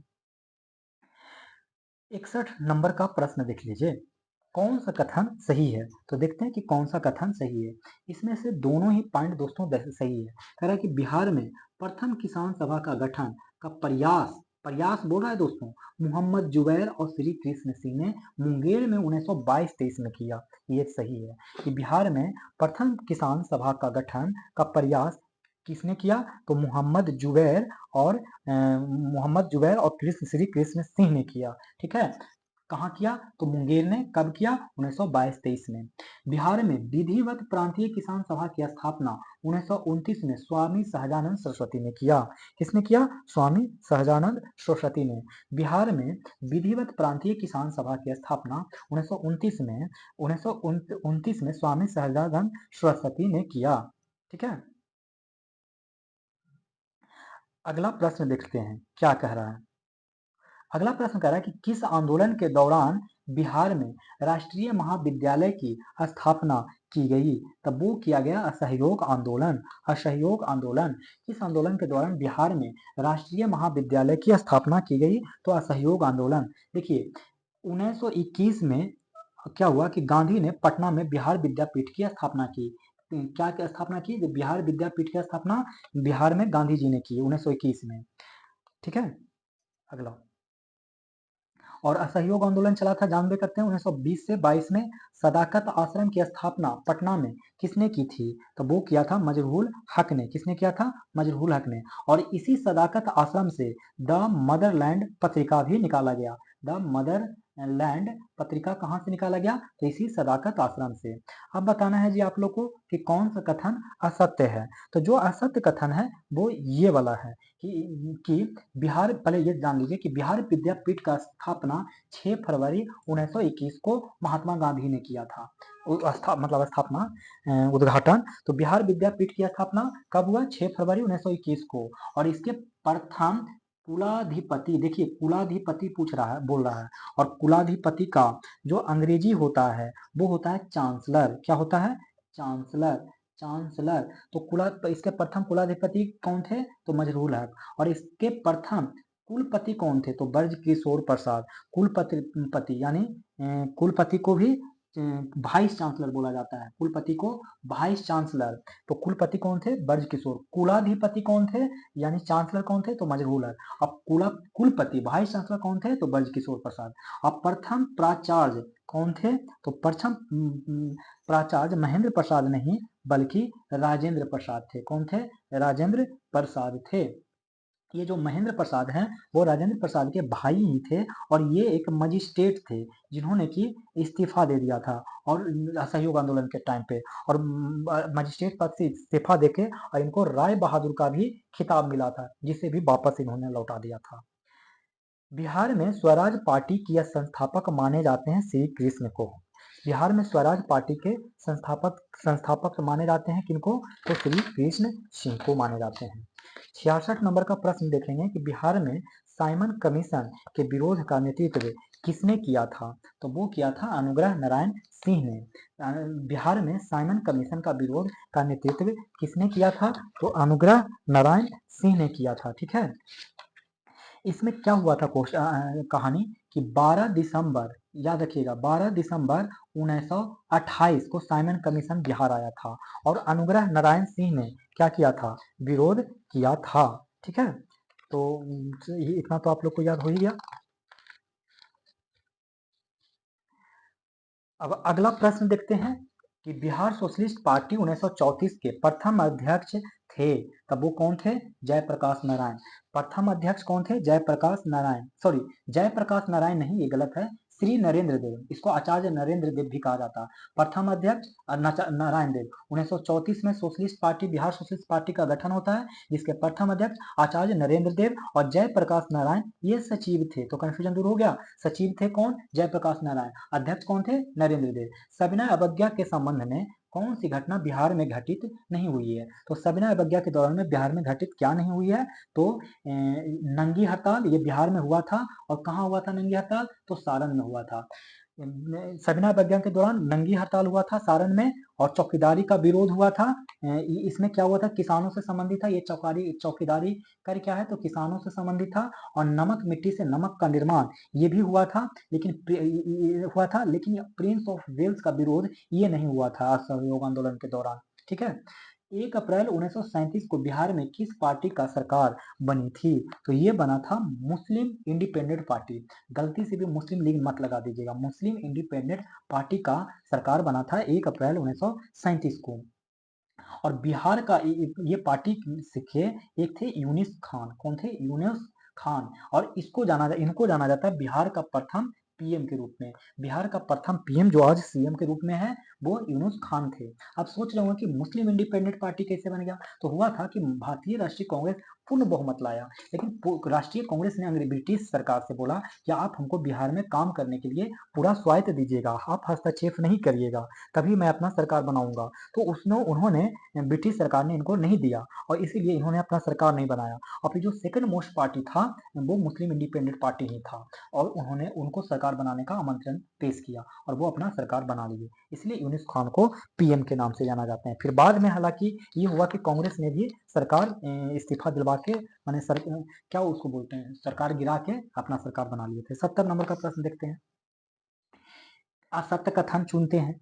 पहला करा कि मोहम्मद यूनुस बिहार के प्रथम मुख्यमंत्री थे। देखिए यहाँ मुख्यमंत्री या पीएम, मैंने बोला सब एक ही देख के ऑप्शन मारिएगा, गलत नहीं है, दोनों सही है। श्री कृष्ण सिंह बिहार के प्रथम कांग्रेसी मुख्यमंत्री थे, ये भी बात सही है कि श्री कृष्ण सिंह बिहार के प्रथम कांग्रेसी मुख्यमंत्री थे। राम दयालु सिंह बिहार विधानसभा के प्रथम अध्यक्ष थे। राम दयालु सिंह कौन थे? तो बिहार विधानसभा के प्रथम अध्यक्ष। और अब्दुल बारी बिहार विधान परिषद के प्रथम अध्यक्ष थे। तो नहीं, प्रथम अध्यक्ष नहीं थे बल्कि उपाध्यक्ष थे। तो अब्दुल बारी कौन थे? तो विधान परिषद के प्रथम उपाध्यक्ष थे। बिहार के किस महाधिवक्ता ने 1942 की क्रांति के दौरान त्याग पत्र दे दिया था? तो बलदेव सहाय ने। बिहार के किस महाधिवक्ता ने 1942 की क्रांति के दौरान त्याग पत्र दे दिया था? बलदेव सहाय ने। आजाद दस्ता के संबंध में आप लोग को असत्य कथन बताने कह रहा है, तो बताइए आजाद दस्ता के बारे में। देखिए इसके संस्थापक जयप्रकाश नारायण थे, बिल्कुल सही। आजाद दस्ता के संस्थापक कौन थे? जयप्रकाश नारायण। और इसके प्रशिक्षण निदेशक नित्यानंद सिंह थे। तो इसके प्रशिक्षण निदेशक कौन थे? तो नित्यानंद सिंह थे। इसका मुख्य उद्देश्य क्या था? तो तोड़ फोड़ की कार्रवाई करना था। इसका मुख्य उद्देश्य क्या था? तोड़ फोड़ की कार्रवाई करना। आजाद दस्ता में रेडियो संचालन संचालन फूलेना प्रसाद श्रीवास्तव ने नहीं किया था, बल्कि राम मनोहर लोहिया ने रेडियो का संचालन किया था। किसने किया था? राम मनोहर लोहिया ने रेडियो का संचालन किया था आजाद दस्ता में। ठीक है।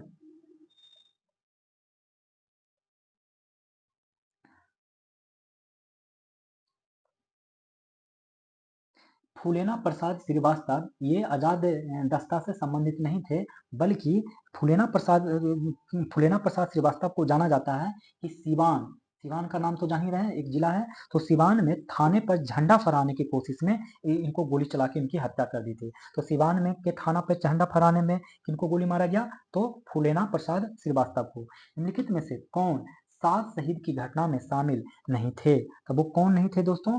तो शालिग्राम सिंह नहीं थे, बाकी उमाकांत सिंह थे, सतीश प्रसाद झा थे, रामानंद सिंह थे। इसमें से देखिए मैं कुछ चीजें आप लोग को याद करवा देता हूँ ताकि आप लोग ध्यान रखें। ठीक है। कहाँ याद करवाऊं? चलिए यही पे याद करवा देता हूँ कि एक घटना में कौन शामिल नहीं थे दोस्तों? तो शालिग्राम सिंह शामिल नहीं थे, बाकी उमाकांत सिंह थे, रामानंद सिंह थे और सतीश प्रसाद झा थे। इसके अलावा उमाकांत सिंह, रामानंद सिंह, सतीश प्रसाद झा और राजेंद्र सिंह थे। चौथा कौन थे? राजेंद्र सिंह थे। कौन थे? राजेंद्र सिंह थे। और राम गोविंद सिंह भी थे। कौन थे? राम गोविंद सिंह थे। राम गोविंद सिंह भी थे। ठीक है। और देवी पद चौधरी थे। कौन थे? देवी पद देवी पद चौधरी थे। हो गया। और एक और नाम आता है जगपति कुमार का। जगपति कुमार का नाम आता है। तो ये सातों स्टूडेंट का नाम याद रखिएगा। उमाकांत सिंह, रामानंद सिंह, सतीश प्रसाद झा, जगपति कुमार, फिर किनका नाम आता है? राजेंद्र सिंह। ये राजेंद्र सिंह है, इसको थोड़ा सा उग नहीं रहा था पेन से।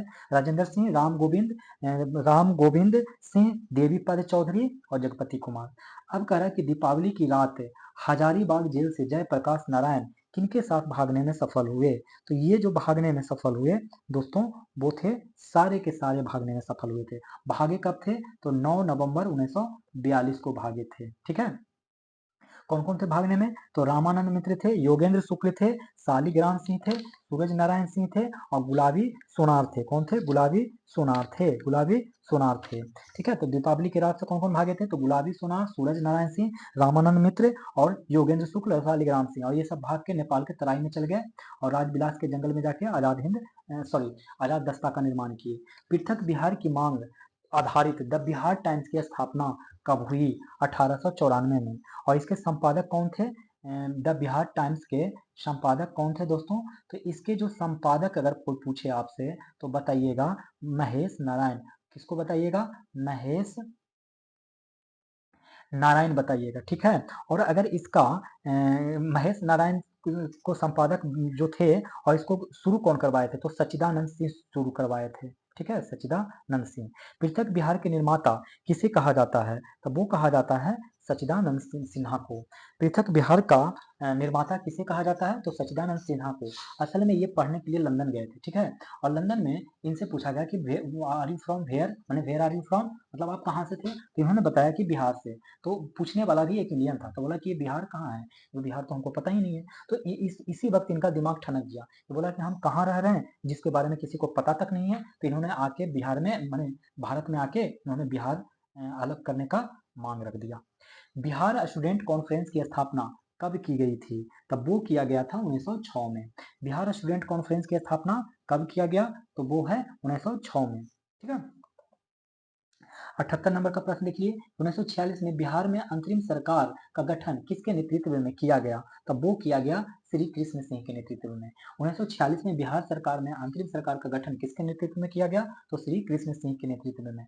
पटना में अनुशीलन समिति का गठन किसने और कब किया?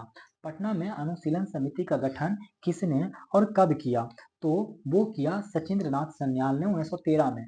पटना में अनुशीलन समिति का गठन किसने और कब किया? तो सचिंद्रनाथ सन्याल 1913 में किया, ठीक है। और ये अनुशीलन जो समिति था ये गोपनीय संस्था था। 1939 में बिहार में मंत्रिमंडल ने किस विषय पर त्यागपत्र दे दिया था? तब वो दिया था द्वितीय विश्व युद्ध में शामिल होने की घोषणा की वजह से। 1939 में जो बिहार मंत्रिमंडल ने किस विषय पर त्यागपत्र दिया? तो द्वितीय विश्व युद्ध में शामिल होने की घोषणा पर। बिहार में मोमिन कांग्रेस की स्थापना किसने की थी? तब वो किया था अब्दुल कयूम अंसारी ने। बिहार में मोमिन कांग्रेस की स्थापना किसने किया? तो अब्दुल कयूम अंसारी ने किया, ठीक है। यहाँ पे देखिए, जब द्वितीय विश्व युद्ध शामिल होने की घोषणा पे यानी 1939 में ये त्यागपत्र दिया गया था। और ये जो त्यागपत्र दिया गया था तो 1938 में त्यागपत्र दिया गया था, 1938 में राजनीतिक बंदी के कारण। बिहार की स्वतंत्रता सेनानी आशा सहाय चर्चित रही थी। तब वो चर्चित रही थी आजाद हिंद फौज में अधिकारी के लिए। बिहार की स्वतंत्रता सेनानी आशा सहाय चर्चित रही थी आजाद हिंद फौज के अधिकारी के लिए। 83 नंबर, पटना विश्वविद्यालय की स्थापना कब की गई? तो 1917 में। पटना विश्वविद्यालय की स्थापना कब की गई? तो 1917 ईस्वी में। देखिए, शंकर नारायण नायर, आप लोग एक नाम याद रखेंगे, शंकर नायर। इन्होंने केंद्रीय विधान परिषद में, कहा? केंद्रीय विधान परिषद में क्या किया? कि 1916 में पटना विश्वविद्यालय अधिनियम लेके आया, पटना विश्वविद्यालय अधिनियम लेके आया, पेश किया, और उसी में 1917 में पटना विश्वविद्यालय बना। असहयोग आंदोलन के दौरान किसने बिहार में किसानों की अगुवाई की? तो स्वामी विद्यानंद ने किया। किसने किया? स्वामी विद्यानंद ने। असहयोग आंदोलन के दौरान किसने बिहार में किसानों की अगुवाई की? तो स्वामी विद्यानंद ने। अगला प्रश्न, Mahatma Gandhi and Bihar some reminiscences के लेखक कौन थे? तो doctor Rajendra Prasad. Mahatma Gandhi and Bihar some reminiscence के लेखक कौन थे? तो डॉक्टर राजेंद्र प्रसाद। बिहार का सबसे पुराना गिरजाघर कौन सा है? तो वो है पादरी की हवेली। ये कहाँ है? पटना सिटी में है। और कब निर्माण इसका हुआ था? तो 1713 ईस्वी में निर्माण हुआ था। तो पुराना गिरजाघर बिहार का पादरी की हवेली। निम्न में से कौन सा भारत में गांधी जी का प्रथम सत्याग्रह आंदोलन था जिसमें उन्होंने सविनय अवज्ञा का प्रयोग किया? तब वो था चंपारण। वो कहाँ था? कौन था? निम्न में से कौन सा भारत में गांधी जी का प्रथम सत्याग्रह आंदोलन था जिसमें उन्होंने सविनय अवज्ञा का प्रयोग किया? तो वो कहाँ प्रयोग किया? तो चंपारण में। बाबा ठाकुरदास ने पटना में किस सोसाइटी की स्थापना की थी? तब वो किया था 1906 में, 1906 में रामकृष्ण मिशन सोसाइटी की स्थापना की थी। कब? 1906 में। तो बाबा ठाकुरदास ने पटना में किस सोसाइटी की स्थापना की? तो रामकृष्ण मिशन सोसाइटी ने। 1904 में देवघर में गोल्डन लीग की स्थापना ब्रिटिश का बहिष्कार और स्वदेशी आंदोलन की प्रगति के लिए की गई। तब वो किया गया बिहार में। कहाँ किया गया? बिहार में। 1904 में देवघर में गोल्डन लीग का स्थापना ब्रिटिश का बहिष्कार और स्वदेशी आंदोलन की प्रगति के लिए किया गया बिहार में। भागलपुर में नमक सत्याग्रह का नेतृत्व किसने किया था? तो वो किया गया था महादेव लाल सराफ ने। भागलपुर में नमक सत्याग्रह का नेतृत्व किसने किया? महादेव लाल सराफ ने। सन 1939 में बिहार में अंबारी सत्याग्रह का नेतृत्व किसने किया? तब वो किया राहुल सांकृत्यायन ने। अंबारी सत्याग्रह कहाँ? तो सारण में, ठीक है, सारण में। तो सन 1939 में बिहार में अंबारी सत्याग्रह का नेतृत्व किसने किया? तो राहुल सांकृत्यायन ने। अगला प्रश्न कह रहा है बिहार के किसानों ने किस आंदोलन में चौकीदारी कर देने से इनकार कर दिया था? तो वो है सविनय अवज्ञा आंदोलन। और ये स्वामी जो सहजानंद जो राहुल सांकृत्यायन ये साहित्यकार थे। बाद में इनको जेल डाल दिया गया था। ये साहित्यकार थे, बाद में इनको जेल डाल दिया गया था। पाटलिपुत्र में बुलाई गई प्रथम जैन समिति के अध्यक्ष कौन थे? तो वो कौन थे? तो वो थे स्थूल भद्र। कौन थे? स्थूल भद्र। बंगाल और बिहार में भूमि पर किराएदारों के अधिकार को बंगाल किराएदारी अधिनियम कब स्वीकार किया गया? तो वो किया गया 1885 में। बंगाल और बिहार में भूमि पर किराएदारों के अधिकार को बंगाल किराएदारी अधिनियम द्वारा कब स्वीकार किया गया? तो वो किया गया 1885 में। असहयोग आंदोलन के दौरान किसने पटना कॉलेज छोड़ा जबकि उसकी परीक्षा के केवल 20 दिन ही बचे थे, तब वो छोड़ दिया था जयप्रकाश नारायण ने। असहयोग आंदोलन के दौरान किसने पटना कॉलेज छोड़ा जबकि उसकी परीक्षा के केवल 20 दिन ही बचे थे? जयप्रकाश नारायण। किस नाम से पहचाने जाते हैं? तब वो पहचाने जाते हैं लोकनायक के नाम से। और इनको भारत रत्न भी मिल चुका है। और इनको भारत रत्न कब मिला है? तो 1998 में, 1998 में। 1920-22 के दौरान के असहयोग आंदोलन के दौरान 1920-22 के असहयोग आंदोलन के दौरान बिहार में प्रचलित मान्यताओं में से एक यह थी कि उनकी जीत होगी, क्योंकि गांधी जी उनके साथ थे। मतलब गांधी जी धर्म के प्रतीक थे, मानते थे कि 1920-22 के असहयोग में आंदोलन के दौरान बिहार में प्रचलित मान्यता में से एक यह थी कि उनकी जीत होगी, क्योंकि गांधी धर्म के प्रतीक थे। इनमें से कौन बिहार का किसान नेता था? तो बताइए बिहार का किसान नेता कौन कौन था? तो ये तीनों ही, ये स्वामी विवेकानंद, विद्यानंद और स्वामी सहजानंद। स्वामी सहजानंद और स्वामी विद्यानंद, ये दोनों किसान नेता थे। लेकिन सरदार वल्लभ भाई पटेल, पता है, गुजरात से थे, ये बिहार के तो थे नहीं। अब कह रहा है कि निम्नलिखित में से कौन सा कथन सही है? तो देखिए, इसमें से जो कथन सही है ये कि 1857 में दरभंगा, डुमराव, हथुआ के महाराजों और उनके साथी जमींदारों ने आदमी तथा पैसे से अंग्रेजों की मदद की। तो 1857 में दरभंगा, डुमराव और हथुआ के महाराजों और उनके साथी जमींदारों ने आदमी तथा पैसे से अंग्रेजों की मदद की। लास्ट, किसने दुखी, दुखी आत्मा, दुखी हृदय जैसे छद नामों से, ये छद होगा, ठीक है, क्या होगा? छद होगा, नामों से के तहत लिखकर चंपारण की किसानों की दुर्दशा पर प्रकाश डाला है। तो वो थे पीर मोहम्मद मुनीस। कौन थे? पीर मोहम्मद मुनीस थे। कौन थे? पीर मोहम्मद मुनीस थे। तो किसने दुखी, दुखी आत्मा, दुखी हृदय जैसे छदनामों के तहत लिखकर चंपारण के किसानों की दुर्दशा पर प्रकाश डाला? तो पीर मोहम्मद मुनीस ने। ठीक है, तो इस तरीके से दोस्तों मैंने 100 एमसीक्यू ये 44वां दिन के बारे में भी आप लोग को खत्म कर दिया। तो मिलेंगे आप लोग को अगले नेक्स्ट वीडियो में 45वां दिन पे लेकर, ठीक है। अब फिर 46 बज जाएगा, तो फिर इस तरीके से पूरा प्रखर एमसीक्यू बैच खत्म हो गया। तो अगर वीडियो पसंद आ रहा हो तो लाइक करें, अगर चैनल पे नए हो तो सब्सक्राइब करें और दोस्तों को भी मेरा चैनल शेयर करें। तो लेता हूँ आप लोग से विदा, धन्यवाद।